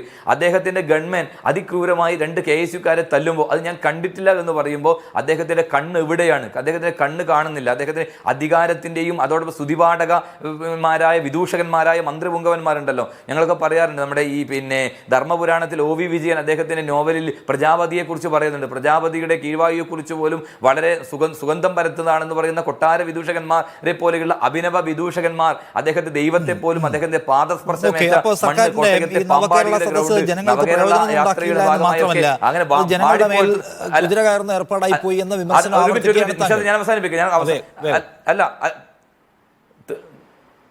തീർച്ചയായും ഞാൻ പറയട്ടെ, അത്തരത്തിലുള്ള പിന്നെ പാടിപ്പുകഴ്ത്തലുകളുടെയും അതിനകത്ത് അഭിരമിക്കുന്ന ഒരു മുഖ്യമന്ത്രിയായി ഒരു കമ്മ്യൂണിസ്റ്റ് മുഖ്യമന്ത്രി പിണറായി വിജയൻ മാറി എന്നല്ലാതെ ഈ മർദ്ദക ഉപകരണത്തിന് ഉപയോഗിക്കുന്ന പോലീസ് എന്ന് പറയുന്ന ഈ സംവിധാനത്തിന് അടിക്കാനും ആക്രമിക്കാനുള്ള ആവേശം കൊടുത്തുകൊണ്ട് മുമ്പോട്ട് പോകുന്ന ഒരു യാത്രയായിട്ടാണ് ഈ യാത്ര അവസാനിച്ചത്. അതുകൊണ്ട് പരിഹാസമായി മാത്രമേ പോലീസിന് കൊടുക്കുന്ന ഈ റിവാർഡിനെ ഞങ്ങൾ നേരത്തെ പറയാനുള്ളത്. സുഭാഷ് ബാബു ചൂണ്ടിക്കാണിക്കുകയാണ്, സാധാരണ നിലയ്ക്ക് VIP മൂവിന് ഈ VIP സംഘത്തിന് സുരക്ഷ കൊടുക്കുക എന്നത് പോലീസിന്റെ ഉത്തരവാദിത്വമാണ്. അതിനകത്ത് എക്സെപ്ഷണൽ കേസ് എന്തെങ്കിലും ഉണ്ടെങ്കിലാണ് ഗുഡ് സർവീസ് എൻട്രി പരിഗണിക്കാൻ കഴിയുക. ഒരുപക്ഷെ ഉണ്ടായിരിക്കാം കേട്ടോ, കാരണം നമുക്ക് മുഴുവൻ നമ്മൾ കണ്ടിട്ടില്ല. അതിനിടയ്ക്ക് എന്തെങ്കിലും സെക്യൂരിറ്റി ത്രെട്ട് വരികയോ കൈകാര്യം ചെയ്യുകയോ ചെയ്തിട്ടുണ്ടാവാം. അതിന് പ്രത്യേകമായി പരിഗണിച്ച് ഈ നിലയ്ക്കുള്ള ഏതെങ്കിലും അംഗീകാരം കൊടുക്കുകയും ആകാം, തെറ്റില്ല. പക്ഷെ അതിനകത്ത് പരിധി വിട്ടുള്ള പോലീസിന്റെ ഇടപെടൽ ഉണ്ടായിട്ടുണ്ടല്ലോ. കേസ് എടുക്കാൻ കഴിയുന്നത്, നടപടി എടുക്കാൻ കഴിയുന്നത്. മുഖ്യമന്ത്രിയുടെ ഗൺമാൻ മുഖ്യമന്ത്രിയുടെ ബോഡി ഗാർഡാണ്. അയാൾ പുറത്തിറങ്ങി വന്ന് വൈരാഗ്യ ബുദ്ധിയോടെ വടികൊണ്ട് തെരുവിലെ മനുഷ്യരെ തല്ലുക, പ്രതിഷേധക്കാരെ തല്ലുക, അതൊക്കെ നമുക്ക് സാധാരണ നിലയ്ക്ക് നിയമപരമായി തന്നെ അംഗീകരിക്കാൻ കഴിയാത്ത കാര്യമാണ്. അപ്പോൾ സുരക്ഷയുടെ കാര്യത്തിൽ എക്സെപ്ഷണൽ ആയിട്ടുള്ള നടപടി ഉണ്ടായിട്ടില്ലെങ്കിൽ ആദരിച്ചോളൂ. ഈ നിലക്കുള്ള അതിക്രിയകളെ ശിക്ഷിക്കാനുമുള്ള ബാധ്യത ഭരണകൂടത്തിനില്ലേ, പോലീസിന്റെ തലപ്പത്തിരിക്കുന്നവർക്കില്ലേ ശ്രീ പ്രേംകുമാർ? അല്ല, തീർച്ചയായിട്ടും. അതിന് മുന്നേ ഒരു കാര്യം പറയട്ടെ. ഈ അവാർഡ് റിവാർഡ് എന്ന് പറഞ്ഞ സംഗതിയോട് തന്നെ വ്യക്തിപരമായി യാതൊരു യോജിപ്പില്ലാത്ത ഒരാളാണ് ഞാൻ. നോബൽ സമ്മാനം വരെ നിഷേധിച്ച, വേണ്ടെന്ന് പറഞ്ഞ ആളുകളോട് ആരാധന ഉള്ള ഒരാളാണ് ഞാൻ. അതുകൊണ്ട് തന്നെ പോലീസുകാർക്കല്ല ആർക്കായിരുന്നാലും റിട്ടയർഡ് SP പറഞ്ഞതിനോട് യോജിക്കുന്നു. ജോലി ചെയ്യുന്നതിന് റിവാർഡോ അവാർഡോ കൊടുക്കേണ്ട ആവശ്യമില്ല. പക്ഷെ പലപ്പോഴും അങ്ങനെ കൊടുക്കാറുണ്ട്. ഈ കോണ്ടെക്സ്റ്റിൽ നിഷാദ് പറഞ്ഞത് വളരെ കൃത്യമാണ്. കൃത്യവിലോപം നടത്തിയിട്ടുള്ള ഉദ്യോഗസ്ഥർക്കെതിരെ അല്ലെങ്കിൽ അട്രോസിറ്റീസ് നടത്തിയിട്ടുള്ള ഉദ്യോഗസ്ഥരുണ്ടെങ്കിൽ അവർക്കെതിരെ നടപടി ഉണ്ടാവണം. അതുപോലെ തന്നെ സ്തുത്യർഹമായ ഇടപെടലുകളും സേവനങ്ങളും നടത്തിയ ഉദ്യോഗസ്ഥരുണ്ടെങ്കിൽ അവരെ റിവാർഡ് ചെയ്യാനുള്ള സിസ്റ്റം ഉണ്ടാവണം. അത് നോർമലായിട്ടുള്ളൊരു പ്രൊസീജിയറാണ്. ഇതിനകത്ത് വേറൊരു പ്രശ്നം എന്താണെന്ന് വെച്ചാൽ നമ്മളിതിനെ വളരെ ചെറിയൊരു ഭാഗം മാത്രമേ കാണുന്നുള്ളൂ. ഇപ്പോൾ സാധാരണ പറയും, നമ്മൾ റോട്ടിൽ നടക്കുന്ന ആക്സിഡൻറ്റ് മാത്രമേ ജേർണലിസ്റ്റുകൾ കാണുള്ളൂ. ഒഴിവാകുന്ന അപകടങ്ങളുണ്ടല്ലോ, ഡ്രൈവർമാരുടെയും ട്രാഫിക് പോലീസുകാരുടെയും കാൽനട യാത്രക്കാരുടെയും ഒക്കെ ശ്രദ്ധ കൊണ്ട് ഒഴിവാകുന്ന അപകടങ്ങൾ നമ്മൾ ഒരിക്കലും കാണില്ല. അതുപോലെ പോലീസിൻ്റെയും ഇൻ്റലിജൻസിൻ്റെ ആയിരുന്നാലും ഇടപെടലുകൾ കൊണ്ട് ഒഴിവായിട്ടുള്ള ലാത്തിച്ചാർജും ഒഴിവായിട്ടുള്ള അപകടങ്ങളും നമ്മൾ കണ്ടിട്ടില്ല. കാരണം എത്ര തവണ ഈ ബസ്സിൻ്റെ മുന്നിലേക്ക് ആളുകൾ ചാടിയിട്ടുണ്ട് നോക്കൂ. ആ 3-4 ഡ്രൈവർമാരുടെ ഫോട്ടോസ് ഇപ്പോൾ എന്താ പറയുക വൈറലായിക്കൊണ്ടിരിക്കുന്നുണ്ട്. ഈ 4 ഡ്രൈവർമാരാണ്, KSRTC ഡ്രൈവർമാരാണ് ഈ പറയുന്ന 500 കോടി വിലയുണ്ടെന്നൊക്കെ പറയുന്ന ഈ ബസ് ഓടിച്ചു കൊണ്ടുപോയത്. KSRTC ബസ്സിൽ കുളിമുറി ഉള്ളത് ഇന്ത്യയിൽ ആദ്യമായിട്ട് കേരളത്തിലായിരിക്കും. അപ്പം ഒഴിഞ്ഞു പോയിട്ടുള്ള കാര്യങ്ങൾക്ക്, ഇവർ ചെയ്ത കാര്യങ്ങൾക്കാണ് റിവാർഡെങ്കിൽ അതെന്താണ്, ആർക്കാണെന്ന് അറിയാതെയാണ് ഈ ചർച്ച നടത്തുന്നത്. പിന്നെ മീഡിയ ഇതിൽ ചെയ്യുന്ന ഒരു കാര്യമാണ്, നിങ്ങളിപ്പോൾ ഇത്രയും നേരവും കാണിച്ചുകൊണ്ടിരിക്കുന്ന വിഷ്വൽസ് മുഴുവൻ അവിടെ ഉണ്ടായിട്ടുള്ള വയലൻസിൻ്റെ വിഷ്വൽസ് മാത്രമാണ്. ഒരൊറ്റ വിഷ്വൽ പോലും കേരളത്തിലെ മന്ത്രിസഭ മുഴുവൻ പോകുന്ന ബസ്സിനെയോ അവരെയോ ജനങ്ങൾ ആശീർവദിക്കുന്നതോ അഭിവാദ്യം ചെയ്യുന്നതിൻ്റെ ഒരൊറ്റ വിഷ്വൽ പോലും ഈ അരമണിക്കൂർ സമയത്ത് ഞാൻ കാണുന്നില്ല. സെക്യൂരിറ്റി പ്രോസസ് അതിന്റെ ഭാഗമായിട്ടുള്ള അംഗീകാരം, അതാണ് ചർച്ച ചെയ്യുന്നത്. അല്ല നിഷാദ്, അങ്ങനെ തന്നെയാണ് എല്ലപ്പോഴും. അപകടങ്ങൾ ഉണ്ടാകുമ്പോഴും നമ്മൾ പറയുന്ന ഒരു സാധനം ഉണ്ടല്ലോ, എന്താ പറയുക, മാൻ ബൈറ്റ്സ് ഡോഗ് ദാറ്റ്സ് ന്യൂസ്, അതായിരിക്കാം. പക്ഷേ ഇതാണ് ക്രിയേറ്റ് ചെയ്യപ്പെടുന്ന സാധനം. പിന്നെ ഇതിനോട് കോൺഗ്രസിന്റെ പ്രതികരണത്തിന്റെ ഏറ്റവും സിമ്പിളായ രൂപമാണ് റിജിൽ മാക്കുറ്റിയുടെ ഡയലോഗിൽ കാണുന്നത്. കാട്ടാളന്മാർ നടത്തിയ അല്ലെങ്കിൽ കാട്ടാള യാത്ര ഇങ്ങനെ അധിക്ഷേപിക്കുകയാണ് ചെയ്യുന്നത്. അതായത് ഒരു ഗവൺമെൻറ്, ജനങ്ങൾ തിരഞ്ഞെടുത്ത ഒരു ഗവൺമെൻറ്, അവർ ഇത്രകാലം ചെയ്ത കാര്യങ്ങൾ, ഇനി ചെയ്യാനുള്ള കാര്യങ്ങൾ, ജനങ്ങൾക്ക് പറയാനുള്ള കാര്യങ്ങൾ കേൾക്കാൻ പോകുമ്പം അതിൻ്റെ കുറവുകളും ന്യൂനതകളും ചൂണ്ടിക്കാണിച്ച ഒരു ബദൽ പൊളിറ്റിക്കൽ ഡിസ്കോഴ്സ് ഉണ്ടാക്കുക എന്നുള്ളതിന് പകരം ഇങ്ങനെ അധിക്ഷേപിക്കുക. മുഖ്യമന്ത്രി സൈക്കോപാത്താണ്, മുഖ്യമന്ത്രി സാഡിസ്റ്റാണ്, അടിക്കും പിടിക്കും, അങ്ങോട്ട് വീട് കയറി അടയ്ക്കും. അവസാന ഘട്ടത്തിൽ ഈ അവസാനത്തെ മാർച്ച്, DGP ഓഫീസിലേക്കുള്ള മാർച്ച് നടന്നത് പിണറായി വിജയൻ രാജിവെക്കണമെന്ന് പറഞ്ഞായിരുന്നില്ല, ഗവൺമെൻ രാജിവെക്കണമെന്ന് പറഞ്ഞിട്ടായിരുന്നു. നോക്കൂ, മുഖ്യമന്ത്രിക്കെതിരെ, സർക്കാരിനെതിരെ നടത്തിയ ഒരു സമരം ഒടുവിൽ UDFന്റെ എല്ലാ നേതാക്കന്മാരും ചെന്നിട്ട് ലാസ്റ്റായിട്ട് നടന്നത് ഗവൺമെൻറ്റിനെതിരെ. ഏറ്റവും തമാശ ഉണ്ടായിരുന്ന ഒരു സീൻ ഉണ്ടായിരുന്നു. അതെന്താണെന്ന് അറിയോ? ശശി തരൂർ പറയുന്നുണ്ട് അവിടുന്ന്, എൻ്റെ ലൈഫിൽ ആദ്യമായിട്ടാണ് ഇങ്ങനൊരു എക്സ്പീരിയൻസ്. എന്ത്, ഒരു ടിയർ ഗ്യാസ് ഷെല്ലും ഒരു പൊട്ടുന്നതും അല്ലെങ്കിൽ ഒരു വാട്ടർ ക്യാനൺ ചീറ്റുന്നതും ആ മനുഷ്യൻ ആദ്യമായിട്ടാണ് എക്സ്പീരിയൻസ് ചെയ്യുന്നത്. ഇത് സത്യത്തിൽ കോൺഗ്രസിന്റെ നേതൃത്വം അനുഭവിക്കുന്ന ശരിക്കുള്ളൊരു പ്രശ്നമാണ്. പൊളിറ്റിക്കലായിട്ട് കാര്യങ്ങൾ പറയാൻ പറ്റാതിരിക്കുക, ആളുകളുടെ ഇടയിൽ നിന്നുകൊണ്ട് കാര്യങ്ങൾ പ്രവർത്തിക്കാൻ പറ്റാതിരിക്കുന്ന ഘട്ടത്തിലാണ് ഇത്തരത്തിൽ 1-2 ആളുകളെ വിട്ടിട്ട്, ഒരു ഘട്ടത്തിൽ K. സുധാകരൻ തന്നെ ചോദിക്കുന്നുണ്ടായിരുന്നു, അതായത് ബസ്സിന്റെ മുന്നിലേക്ക് ചാടി വീഴുന്ന ആളുകളുടെ ജീവൻ രക്ഷിക്കാൻ വേണ്ടിയാണ് പോലീസുകാർ പിടിച്ചു മാറ്റുന്നതെന്ന് പറയുമ്പോൾ K. സുധാകരൻ ചോദിച്ചു പോയിട്ടുണ്ട്, ബസ്സിന് മുന്നിൽ ചാടിയാൽ അപകടം പറ്റുന്ന അവർക്കല്ലേ, നിങ്ങൾക്ക് എന്താണെന്ന്. അതായത് ഇവർക്ക് അപകടം പറ്റുന്ന കാര്യത്തിൽ കോൺഗ്രസിന്റെ നേതൃത്വത്തിന് ബേജാറില്ല. ഇതിനെതിരെ പറയുന്ന ആരോപണം ഞാൻ പറയുന്നില്ല, കാരണം ഈ അക്രമത്തിലൂടെ ഒരു രക്തസാക്ഷിയെ നേടിയെടുത്താൽ എന്തുമാത്രം മൈലേജാണ് ഉണ്ടാവുക എന്നുള്ളൊരു കണക്കുകൂട്ടലാണ് എന്നുള്ള ഞാനൊരു ആരോപണമായിട്ട് പറയുന്നില്ല. പക്ഷേ പറയുന്ന ഒരു ഡിസ്കോഴ്സ് അതാണ്. അപ്പം ഒരു വളരെ സീരിയസ് ആയി നടന്ന ഒരു പൊളിറ്റിക്കൽ ഡിസ്കോഴ്സിനെ അങ്ങനെ നേരിടാൻ പറ്റാതെ സ്പൊറാഡിക് ആയിട്ടുള്ള വയലൻസ് ഉപയോഗിച്ചുകൊണ്ട് അതിനെ നേരിടുന്നു. ആ സിറ്റുവേഷനിലാണ് പോലീസിൻ്റെ ഇൻ്റർഫിയറൻസിന് വലിയ ഇമ്പോർട്ടൻസ് വരുന്നത്. അതിനകത്ത് നല്ല കാര്യങ്ങൾ ചെയ്ത പോലീസുകാർക്കാണ് റിവാർഡ് കൊടുക്കുക, അംഗീകരിക്കുക വേണ്ടത്. അത് നല്ല കാര്യമാണെന്നാണ് ഞാൻ വിചാരിക്കുന്നത്. പിന്നെ BJPയുടെ ആളുകൾക്ക് സുഖമായിട്ട് വന്ന് പറയാം, പ്രധാനമന്ത്രിയുടെ ഒരു കോൺവോയിലേക്കാണ് കേരളത്തിൽ നിന്ന് ഒരാളിങ്ങനെ ഷൂ എറിഞ്ഞിരുന്നത് എന്ന് കരുതുക. കേരള മന്ത്രിസഭയെ പിരിച്ചുവിടണം, ഇവിടെ രാഷ്ട്രപതി ഭരണം നടപ്പിലാക്കണം എന്നായിരിക്കും ആഹ്വാനം ഉണ്ടാവുക. പിന്നെ ഈ ലക്ഷറിയുടെ കാര്യമൊക്കെ ഇപ്പോഴും എങ്ങനെയാണ് കോൺഗ്രസിൻ്റെ ആൾക്കാർക്ക് പറയാൻ പറ്റുന്നത്?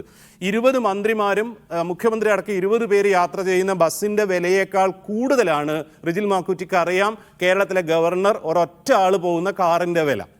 1,10,00,000 രൂപ എന്ന് പറഞ്ഞാൽ ഗവർണർ മുഖ്യമന്ത്രി പൊസിഷനിൽ വലിയ വ്യത്യാസമൊന്നുമില്ലല്ലോ. ഇന്ത്യൻ എന്താ പറയുക, നമ്മുടെ ഡെമോക്രാറ്റിക് സിസ്റ്റത്തിൽ പ്രധാനമന്ത്രിയും മുഖ്യമന്ത്രിയുമാണ് പ്രധാനം, രാഷ്ട്രപതിയേക്കാൾ ഗവർണറേക്കാൾ. രാഷ്ട്രപതി പിന്നെയും ഒരു ഇൻഡയറക്റ്റ് ആയിട്ടെങ്കിലും ഇലക്ട് ചെയ്യപ്പെടുന്ന ആളാണ്, ഗവർണർ അതുമല്ല.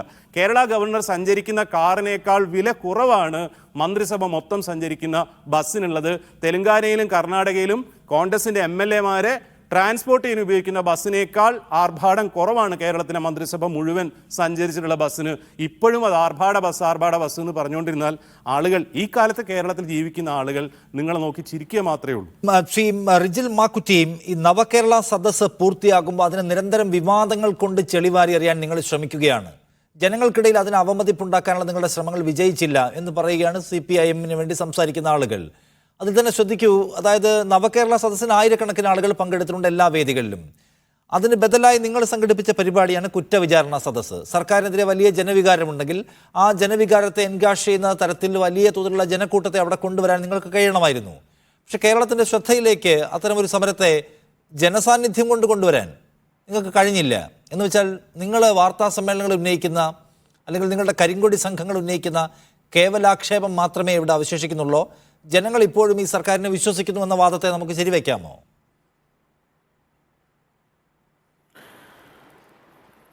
ശ്രീ നിഷാദെ, ഈ യഥാർത്ഥത്തിൽ ഞങ്ങളെ കുറ്റവിചാരണ സദസ്സിൽ പങ്കെടുക്കുന്ന ആളുകൾ, നിങ്ങളുടെയൊക്കെ ക്യാമറാമാൻമാരൊക്കെ ഉള്ളതല്ലേ, ഓരോ സ്ഥലത്ത് നിങ്ങൾ വന്നു നോക്കും, ഓരോ നിയോജകമണ്ഡലങ്ങൾ ആയിരക്കണക്കിന് ആളുകൾ പങ്കെടുക്കുന്ന പരിപാടിയാണ്. പിണറായി വിജയൻ അദ്ദേഹത്തിൻ്റെ സ്വന്തം വീടിൻ്റെ മുന്നിൽ ഏകദേശം 1.5 കിലോമീറ്റർ അകലെയാണ് ഇതിൻ്റെ ഉദ്ഘാടനം നടന്നത്. മമ്പറം എന്ന് പറഞ്ഞ സ്ഥലത്ത് ആയിരക്കണക്കിന് ആളുകളാണ് അന്ന് അവിടെ പങ്കെടുത്തത്, ധർമ്മടത്ത്. അപ്പോൾ കേരളത്തിലെ എല്ലാ നിയോജക മണ്ഡലങ്ങളിലും നടന്നുകൊണ്ടിരിക്കുകയാണ് വലിയ രൂപത്തിൽ ജനക്കൂട്ടം, അതെല്ലാ സ്ഥലത്തും ഉണ്ട്. നിങ്ങൾക്ക് അത് ഇടതുപക്ഷ പ്രവർത്തകന്മാർക്ക് അത് കാണാത്തത് കൊണ്ടാണ്, അവർക്ക് കണ്ണിന് ചുവപ്പ് ബാധിച്ച് അത് കാണില്ല. പക്ഷേ ജനങ്ങൾ ഈ സർക്കാരിനെതിരാണെന്ന് വളരെ കൃത്യമായ ബോധ്യം ഞങ്ങൾക്കുണ്ട്. അത് തന്നെയാണ് നമ്മൾ കണ്ടതല്ലോ. പിന്നെ പുതുപ്പള്ളി തെരഞ്ഞെടുപ്പിൽ നമ്മളൊന്നും പ്രതീക്ഷിക്കാത്ത രൂപത്തിൽ റിസൾട്ടിലേക്ക് വന്നു. അതിനുശേഷം നടന്ന തദ്ദേശ സ്വയംഭരണ തെരഞ്ഞെടുപ്പിൽ എന്താണ് റിസൾട്ട് എന്നൊക്കെ അറിയാം. കേരളത്തിലെ ജനങ്ങൾ എങ്ങനെ ചിന്തിക്കുന്നു എന്ന് നമുക്ക് വളരെ കൃത്യമായിട്ട് അറിയാം. ഇതെങ്ങനെയാണ്? ഇത് എല്ലാ സർക്കാർ സംവിധാനവും അർദ്ധ സർക്കാർ സംവിധാനങ്ങൾ ഉപയോഗിച്ചുകൊണ്ട് തങ്ങളുടെ അധികാരത്തെ ഉപയോഗിച്ചുകൊണ്ട് മർക്കട മുഷ്ടിയോടുകൂടിയാണ് ആളുകളെ കൊണ്ടുവരുന്നത്. സ്കൂൾ വിദ്യാർത്ഥികളെ, കോളേജ് വിദ്യാർത്ഥികളെ അവധി കൊടുത്ത് ആളുകളെ കൊണ്ടുവരുന്നു. ഇപ്പോൾ കഴിഞ്ഞ ദിവസം ഒരു വാർത്ത വന്നത്, ഒരു ഓട്ടോ തൊഴിലാളിയായ രജനി പോത്തങ്കോട്, അവർ CIT-കാരിയാണ്. അവർക്ക് എന്തോ അസൗകര്യമുണ്ടായി ഈ യാത്രക്ക് പോകാതിൻ്റെ പേരിൽ അവരുടെ ഓട്ടോ പോലും ഓടിക്കാൻ തടസ്സപ്പെടുത്തുന്ന വാർത്ത കേരളത്തിൽ വന്നില്ല. CIT-കാർക്കുള്ള അനുഭവമാണ്. അവർ ഭീഷണിപ്പെടുത്തുകയാണ്. പഞ്ചായത്ത് മെമ്പർമാർ, ലോക്കൽ കമ്മിറ്റി മെമ്പർമാർ തൊഴിലുറപ്പ് തൊഴിലാളികളെ വിളിച്ച് ഭീഷണിപ്പെടുത്തുന്നു. അങ്ങനെ എല്ലാ തരത്തിലും സർക്കാർ സംവിധാനം മുഴുവൻ, അതിൻ്റെ കൂടെ പാർട്ടി സംവിധാനം, അതോടൊപ്പം തന്നെ മറ്റ് സംവിധാനങ്ങൾ എല്ലാം ഉപയോഗിച്ചുകൊണ്ടാണല്ലോ ഇവർ ആളുകളെ കൊണ്ടുപോകുന്നത്. പണത്തിന് പണം, സർക്കാരിൻ്റെ പണം, നികുതി പണം, അതോടൊപ്പം തന്നെ റെസീറ്റ് ഇല്ലാതെ CPM-മാരുടെ പിരിവ്, ഉദ്യോഗസ്ഥന്മാരുടെ പിരിവ്. ഇത് ആഡംബര യാത്ര. ഇവർ എന്തിനു പറയുന്ന ഒരു മുഖ്യമന്ത്രി 2 ലക്ഷം രൂപയുടെ കശുവണ്ടിയുടെ പേരിൽ മുഖ്യമന്ത്രിക്ക് പ്രതിമയുണ്ടാക്കുകയാണ്. പാവപ്പെട്ട ഒരു അമ്മ, 78 വയസ്സുള്ള ഒരു അമ്മ പെൻഷൻ നിഷേധിച്ചതിൻ്റെ പേരിൽ പിച്ചച്ചട്ടിയെടുത്ത് അവർ ജീവിക്കാൻ ഇറങ്ങിയപ്പോൾ അവരെ തുള്ളുന്നു. ഇവരെന്ത് തുള്ളലാണ് നടത്തുന്നത് പറയുന്നത്. മന്ത്രി പുങ്കവനാണ് കേരളത്തിനകത്ത് ഈ മന്ത്രിമാരുടെ കൂട്ടം നിൽക്കുന്നത്. അദ്ദേഹം മൃഷ്ടാന ഭോജനവും നടത്തി AC റൂമിൽ കിടന്നുറങ്ങുമ്പോൾ പാവപ്പെട്ട മറിയക്കുട്ടിമാരുടെയും അന്നക്കുട്ടിമാരുടെയും വേദന അയാൾക്കറിയില്ല. അത് തുള്ളലെന്ന് പറഞ്ഞ് പരിഹസിക്കുകയാണ്.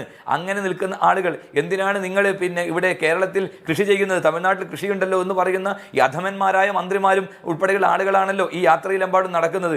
അങ്ങനെ നിൽക്കുന്ന നിങ്ങളെ, ഈ ആളുകളെ കാണിച്ച് നിങ്ങളുടെ സർവ്വ അധികാരം ഉപയോഗിച്ചുകൊണ്ട് ആളുകളെ അവിടെ കൂട്ടിയത് കൊണ്ട് കേരളത്തിലെ ജനങ്ങളെല്ലാം നിങ്ങൾക്ക് അനുകൂലമാണ് എന്ന് നിങ്ങൾ ധരിക്കുന്നുണ്ടെങ്കിൽ നിങ്ങൾ മൂഢസ്വർഗത്തിലാണ്. അത് വളരെ കൃത്യമായി ജനങ്ങൾക്കറിയാം. അതോടൊപ്പം ഞങ്ങൾ നടത്തിയ പ്രതിഷേധങ്ങൾ, ആ കരിങ്കൊടി പ്രതിഷേധങ്ങൾക്ക് യാത്രയ്ക്ക് ശ്രീ നിഷാദ് എത്ര ആള് പങ്കെടുക്കാറ്? ഇവിടെ DYFIയും SFIയും കരിങ്കൊടി കാണിക്കുമ്പോൾ 500 ആളെയും കൊണ്ട് കരിങ്കൊടി കാണിച്ച് നിങ്ങൾ കണ്ടിട്ടുണ്ടോ? മന്ത്രിമാരുടെ വേദികൾ ഇരച്ചു കയറുമ്പോൾ 5-10 ആളുകളല്ലേ ഇരച്ചു കയറിയിട്ടില്ലേ? ഒരു മുഖ്യമന്ത്രിയെ കല്ലെറിഞ്ഞ് പരിക്കേൽപ്പിച്ച സമരം നടത്തിയില്ലേ? ഷൂ എറിഞ്ഞത് ഇത്രയും വലിയ ഭീകര പ്രവർത്തനമാണ്, ഒരു തീവ്രവാദ പ്രവർത്തനമാണെന്ന് EP ജയരാജൻ പറഞ്ഞത്. അങ്ങനെ ഷൂ എറിഞ്ഞത് പ്രതിഷേധിച്ച ആളുകളെ വാനോളം പുകഴ്ത്തിയ ആളുകളല്ലേ ഇടതുപക്ഷത്തിന്റെ ആളുകൾ? ഒരു വാഹനത്തിന് മുകളിൽ ഷൂ എറിയുമ്പോൾ പോലും അത് വലിയ തീവ്രവാദ ഈ സർക്കാരിനെതിരായിട്ടുള്ള എല്ലാ സമരങ്ങളും മുഖ്യമന്ത്രിക്കെതിരായിട്ടുള്ള വധശ്രമമാണെന്ന് വരുത്തി തീർക്കാൻ ഒരു പ്രത്യേക ജാഗ്രത, ആവേശം അതിന്റെ ആളുകൾ കാണിക്കുന്നത് കാണുന്നുണ്ട്. അത് ജനങ്ങൾ വിലയിരുത്തേണ്ട കാര്യമാണ്. അല്ല, ശ്രീ പ്രേംകുമാർ നോക്കൂ, ഈ യാത്ര പൂർത്തിയാകുമ്പോൾ എന്ത് ഇമ്പാക്ട് ഉണ്ടായി ചോദിക്കുകയാണ് ഇതിനകത്ത് ശ്രീ റിജിൽ മാക്കുറ്റി. അതിനകത്ത് നോക്കൂ, അദ്ദേഹം പറയുകയാണ് ജയ-അരിയുടെ വില 4 രൂപ കൂടിയിട്ടുണ്ടെന്നുള്ളതാണ് യാഥാർത്ഥ്യം എന്ന്. 2 രൂപ അധിക സെസ് ഇന്ധനത്തിന് തരൂ എന്ന് പറയുന്നത് ഞങ്ങൾ ഈ ക്ഷേമ പെൻഷൻ ഒന്ന് കൊടുത്തോട്ടെ എന്ന് പറഞ്ഞിട്ടാണ്. ജനം അത് സഹിക്കുകയും ചെയ്യുന്നു.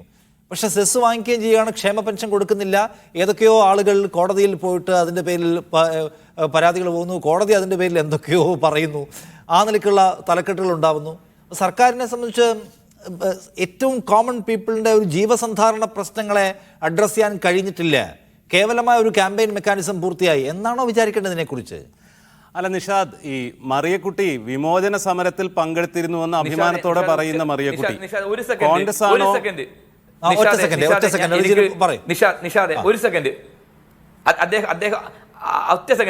അദ്ദേഹം ഒരു കാര്യം പറഞ്ഞപ്പോൾ എനിക്ക് മറുപടി പറയാൻ സാധിച്ചില്ല. അപ്പോൾ അതിനകത്തൊരു മറുപടി പറഞ്ഞ് അദ്ദേഹം തുടരാം. അദ്ദേഹം പറഞ്ഞത് ഇത് കാട്ടാള യാത്രയാണെന്ന് ഞാൻ പറഞ്ഞു. അംഗപരിമിതനായ ഒരു പാവപ്പെട്ട ഒരു പയ്യൻ കരിങ്കൊടി കാണിച്ച ആ പയ്യനെ പോലും അതിക്രൂരമായി ആക്രമിക്കുന്ന DYFI സംഘത്തെയും ഈ പോലീസ് ഉദ്യോഗസ്ഥന്മാർ കാട്ടാളന്മാരല്ലാതെ മനുഷ്യന്മാരെന്ന് ആരെങ്കിലും പറയോ ശ്രീ പ്രേംകുമാർ? എന്തുകൊണ്ടാണ് കടന്ന പ്രയോഗങ്ങൾ വേണ്ടി വരുന്നതെന്ന് പറയണം അദ്ദേഹം. ഓക്കെ, അല്ല, പോലീസ് ഉദ്യോഗസ്ഥന്മാരെ പറ്റിയിട്ടല്ല റിജിൽ പറഞ്ഞത്, കാട്ടാള യാത്ര എന്നാണ് പറഞ്ഞത്. അതുകൊണ്ടാണ് ഞാൻ പറഞ്ഞത് അംഗപരിമിതനായ ഒരാളെ ആരും ആക്രമിക്കുന്നതോ അക്രമ സീനിലേക്ക് പറഞ്ഞു വിടുന്നതോ പോലും ശരിയല്ല എന്നാണ് അതിലുള്ള എൻ്റെ അഭിപ്രായം. പിന്നെ ഞാൻ പറഞ്ഞതെന്ന് വെച്ചാൽ മറിയക്കുട്ടി BJP ആണോ RSS ആണോ കോൺഗ്രസ് ആണോ എന്ന് കേരളത്തിന് ഇപ്പോൾ അറിയില്ല. അത് അറിയാനിരിക്കുന്നില്ല. ഇനി രണ്ടും കൂടി ചേർന്ന എന്താ പറയുക, ധർമ്മടത്തെ സ്ഥാനാർത്ഥിയെ പോലെ റിജിൽ മാക്കുറ്റിയൊക്കെ വിജയിപ്പിക്കാൻ വേണ്ടി വലിയായിട്ട് മെനക്കെട്ട നമ്മുടെ രഘുനാഥ് ഇന്ന് BJPയുടെ സംസ്ഥാന ഉപാധ്യക്ഷനായി തെരഞ്ഞെടുക്കപ്പെട്ടിരിക്കുകയാണ്. കോൺഗ്രസ്സുകാർക്ക് അഭിമാനിക്കാം. 2 പേരാണ് കോൺഗ്രസിൽ നിന്ന് സംസ്ഥാന ഉപാധ്യക്ഷന്മാരായിട്ട് ഇന്നും ഇന്നലെയായിട്ട് മാറിയിട്ടുള്ളത്. കോൺഗ്രസ്സുകാർക്ക് ശരിക്കും അഭിമാനിക്കാവുന്ന സ്ഥലമാണ്, സമയമാണത്. ഇനി കരിങ്കൊടി പ്രകടനങ്ങൾ എങ്ങനെയാണ് നടത്തേണ്ടതെന്ന് ഈ സമരത്തിൻ്റെ ഇടയിൽ തന്നെ ക്യാമ്പസിലെ കുട്ടികൾ കാണിച്ചു തന്നിട്ടുണ്ട് നമുക്ക്. എങ്ങനെയാണ് സംഘി ചാൻസലർ വാപ്പസ് ജാവോ എന്ന് പറഞ്ഞിട്ട് എങ്ങനെയാണ് മനോഹരമായിട്ട് കരിങ്കൊടി പ്രകടനം നടത്തേണ്ടത് എന്നുള്ളത്. ഇങ്ങനെയല്ല നടത്തേണ്ടതെന്ന് കോൺഗ്രസ്സുകാർക്ക് അറിയാം, KSUക്കാർക്ക് അറിയാം. പക്ഷെ നിങ്ങൾക്ക് നിവൃത്തിയില്ലാത്തതുകൊണ്ടാണ് ചെയ്യുന്നത്. പിന്നെ ഗവർണറുടെ വാഹനത്തിന് മുന്നിലേക്ക് ചാടി വീഴുകയും വാഹനത്തിൽ അടിക്കുകയൊക്കെ ചെയ്തു. 124 ചാർജ് ചെയ്തിരിക്കുന്നത്.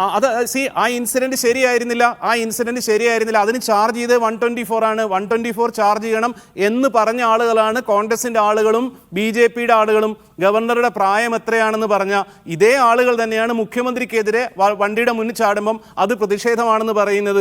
അത് ശരിയല്ല. അത് ഇവരുടെ ഇരട്ടത്താപ്പ് തന്നെയാണ് എക്സ്പോസ് ചെയ്യപ്പെടുന്നത്. പിന്നെ നവകേരള സദസ്സ് നടത്തിയിട്ട് എന്ത് ഫലമുണ്ടായി എന്ന് ഇന്ന് രാവിലെ ചോദിക്കുന്നതിൻ്റെ ഒരു വിഡ്ഢിത്തം. നമ്മൾ പണ്ട് നാട്ടിൻപുറത്തൊക്കെ പറയും, ഇങ്ങനെ ചില ആളുകളുണ്ട് ഊണ് കഴിച്ചുകൊണ്ടിരിക്കുക, ഇങ്ങനെ ഓരോ ഉരുള കഴിക്കുമ്പോഴും കൈൻ്റെ മുകളിൽ ഇങ്ങനെ തടിച്ചിട്ടുണ്ടോ നോക്കുന്നത് പോലെയാണിത്. യൂറോപ്യൻ യാത്ര നടത്തിയ അപ്പം ചോദിക്കും എന്ത് ഗുണമുണ്ടായി? ഒരു ഗുണമുണ്ടായിട്ടില്ല എന്ന്. അല്ലെന്ന് ഇനി അങ്ങോട്ടുള്ള 25 വർഷത്തിനപ്പുറത്തേക്കുള്ള കേരളത്തെ സൃഷ്ടിക്കാനുള്ള ചർച്ചയുടെ ഭാഗമായിട്ടാണ് ഇവിടെയുള്ള ഇടതുപക്ഷ ജനാധിപത്യ മുന്നണിയും സർക്കാരും ജനങ്ങളുടെ അടുത്തേക്ക് പോകുന്നതും അവരുടെ പരാമർശങ്ങളും വിമർശനങ്ങളും കേൾക്കുന്നതും. ഇതിൽ നിന്ന് സ്വാംശീകരിച്ചുകൊണ്ട് രാഷ്ട്രത്തിൻ്റെ സംസ്ഥാനത്തിൻ്റെ വികസന പദ്ധതികൾ നടപ്പിലാക്കാൻ വേണ്ടിയിട്ടാണ്. അല്ലാതെ ഒരു യാത്ര കഴിഞ്ഞൊരു എക്സ്റേ എടുത്തു നോക്കിയിട്ട് അപ്പം തന്നെ 5000 രൂപ എഴുതി കൊടുക്കുന്ന അത്തരം നൈമിഷിക സൊല്യൂഷൻസിന് വേണ്ടിയിട്ടല്ല. നിഷാദ് തന്നെ പറഞ്ഞതുപോലെ ഇത് സ്പോട്ടിൽ പരാതികൾ പരിഹരിക്കുന്ന ഒരു സംഗതിയല്ല, മറിച്ച് ജനങ്ങൾ പറയുന്നത് കേൾക്കാനുള്ള ഇന്നോവേറ്റീവായ ഒരു സദസ്സാണ്. ആ കേട്ടിട്ടുള്ള കാര്യങ്ങളിൽ എന്ത് നടപടികൾ വരുന്നു എന്നുള്ളത് ഇനിയാണ് നമ്മൾ കാണേണ്ടത്. ഒന്നാമത്തെ LDF ഗവൺമെന്റ് കേരളത്തിന് മുന്നിൽ വെച്ചിരുന്ന, ഇന്ത്യയുടെ മുന്നിൽ വെച്ചിരുന്ന റെക്കോർഡ് എന്തായിരുന്നു അറിയോ? അന്ന് ആദ്യം പറഞ്ഞിരുന്ന പ്രകടന പത്രികയിൽ പറഞ്ഞ മുഴുവൻ കാര്യങ്ങളും നടപ്പിലാക്കി എന്നുള്ള ഒരു പ്രോഗ്രസ് റിപ്പോർട്ട് കൊണ്ടായിരുന്നു 2ാം തവണ ചെയ്തത്. 2ാം വട്ടം മറ്റൊരു സംഗതി ചെയ്തിട്ടുണ്ട്. അതിന്റെ പകുതി വഴിയെത്തുമ്പോൾ ഇനി എന്തൊക്കെ ബാക്കി എന്നാണ് പറയുന്നത്. റിജിലിനോട് ഒറ്റ കാര്യം കൂടി പറയട്ടെ.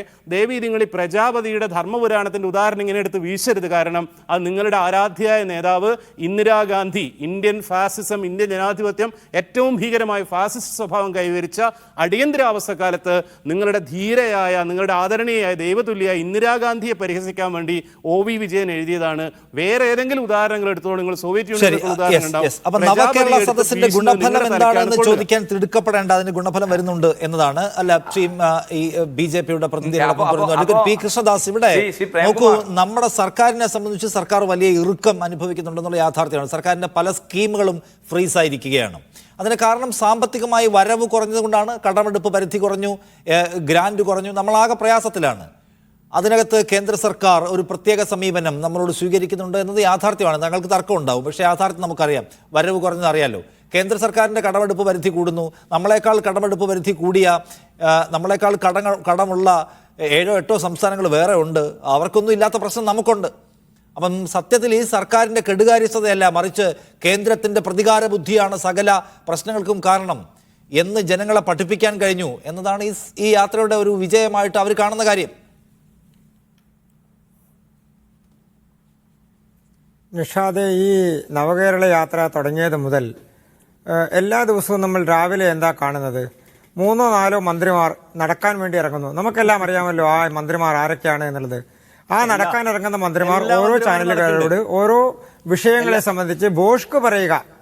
എല്ലാ മന്ത്രിമാരും അല്ല, ഞാൻ കണ്ട മന്ത്രിമാരുടെ കാര്യം മാത്രമാണ് അല്ലല്ല, എനിക്കറിയില്ല. അങ്ങെല്ലാ മന്ത്രിമാരെയും കണ്ടിട്ടുണ്ടാവും. ഞാൻ കണ്ട മന്ത്രിമാരുടെ കാര്യമാണ് പറഞ്ഞത്. അല്ല, ആയിക്കോട്ടെ, നടന്നോട്ടെ, അവർക്ക് ആരോഗ്യം വെക്കട്ടെ. പക്ഷെ ആ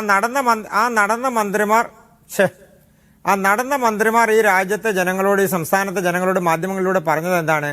ശുദ്ധ ബോഷ്ക്കും ഗുണ്ടായുസവും വളർത്തുന്ന ആളുകളെ പ്രോത്സാഹിപ്പിക്കുന്ന നടപടികൾ എല്ലാ ദിവസവും രാവിലെ പത്രങ്ങളിലൂടെ പറഞ്ഞുകൊണ്ടിരിക്കുക, ചാനലുകളിലൂടെ പറഞ്ഞുകൊണ്ടിരിക്കുക എന്നുള്ളതല്ലാതെ അതാത് വകുപ്പുകളിൽപ്പെട്ട ഏതെങ്കിലും ഒരു പ്രതിസന്ധി നേരിടുന്ന വികസന പദ്ധതിയെക്കുറിച്ച് പറഞ്ഞോ, വിഷയത്തെക്കുറിച്ച് പറഞ്ഞോ?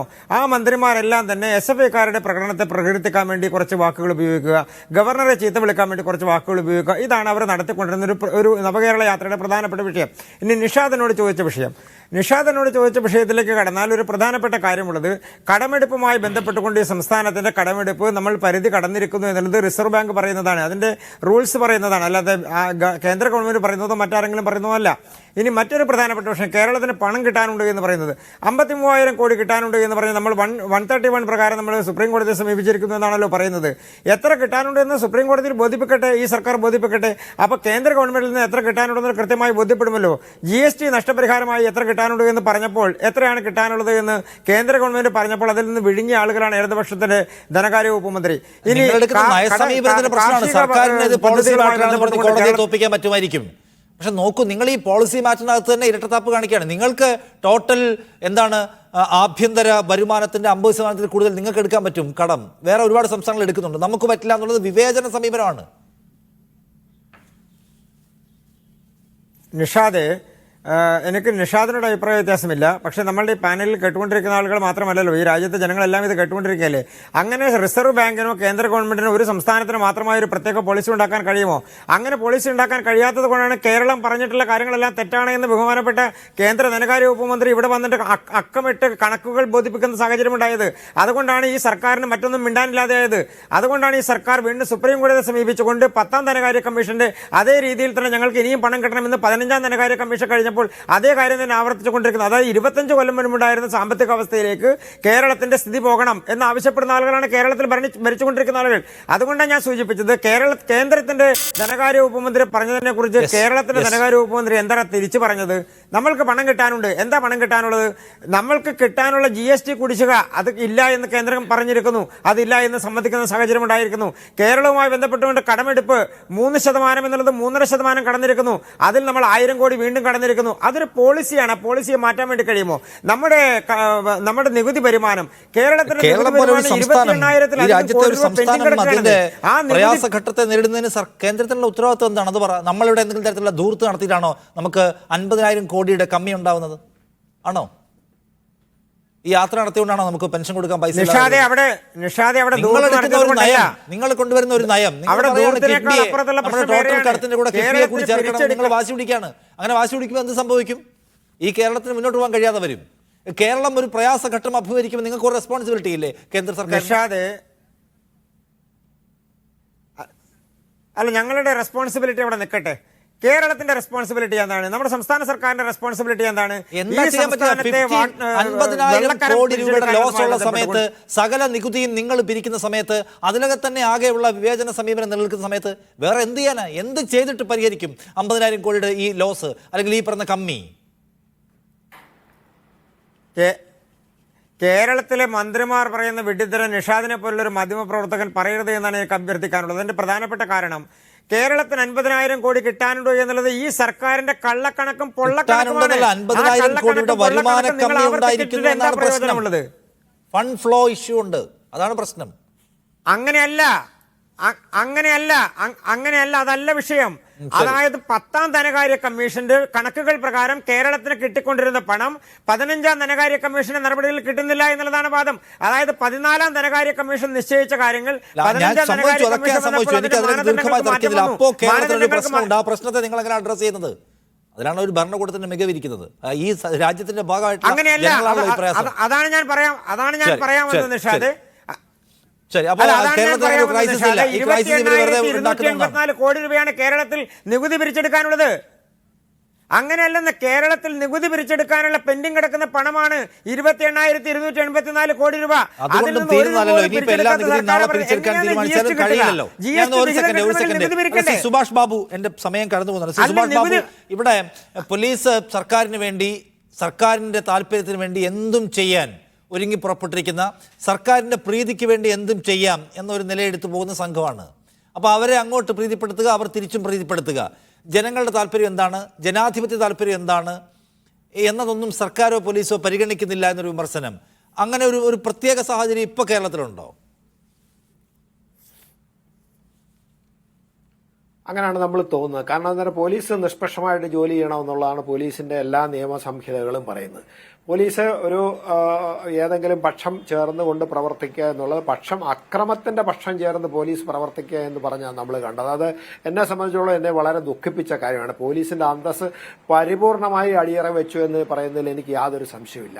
പോലീസ് ഒരിക്കലും അത് ചെയ്യാൻ പാടില്ല. അതുപോലെ തന്നെ ഇപ്പം ഗൺമാൻമാരെ ലത്തി എന്ന് പറഞ്ഞാൽ അവർ ഉപയോഗിക്കാനേ പാടില്ല. അവരെ സംബന്ധിച്ചുള്ള അവർക്ക് സ്മോൾ ആംസ് ആയിട്ട് കൊടുത്തിരിക്കുന്ന പിസ്റ്റൽ ആണ് അവർ ഉപയോഗിക്കേണ്ടത്. അവർക്ക് ലത്തി എടുത്ത് അടിക്കാൻ എവിടുന്ന് അധികാരം കൊടുത്തത്?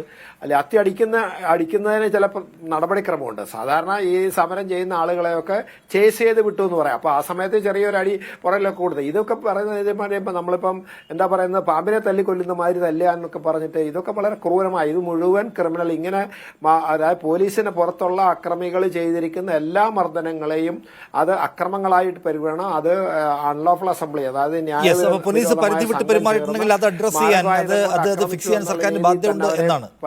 സമയം ഒന്ന് കടന്നു പോയതുകൊണ്ട് ഞാൻ ഇടപെടുകയാണ്. ആർക്കെങ്കിലും മതിയായ സമയം കിട്ടിയിട്ടെങ്കിൽ ദയവായി മനസ്സിലാക്കുമല്ലോ. Thank you Shri Subhash Babu, Krishnadas, Shri Premkumar, Rijil Makkutty. താങ്കൾ വൈകി വന്നുകൊണ്ടാണ് അവസരം അല്പം കുറഞ്ഞത്. Anyway, thank U.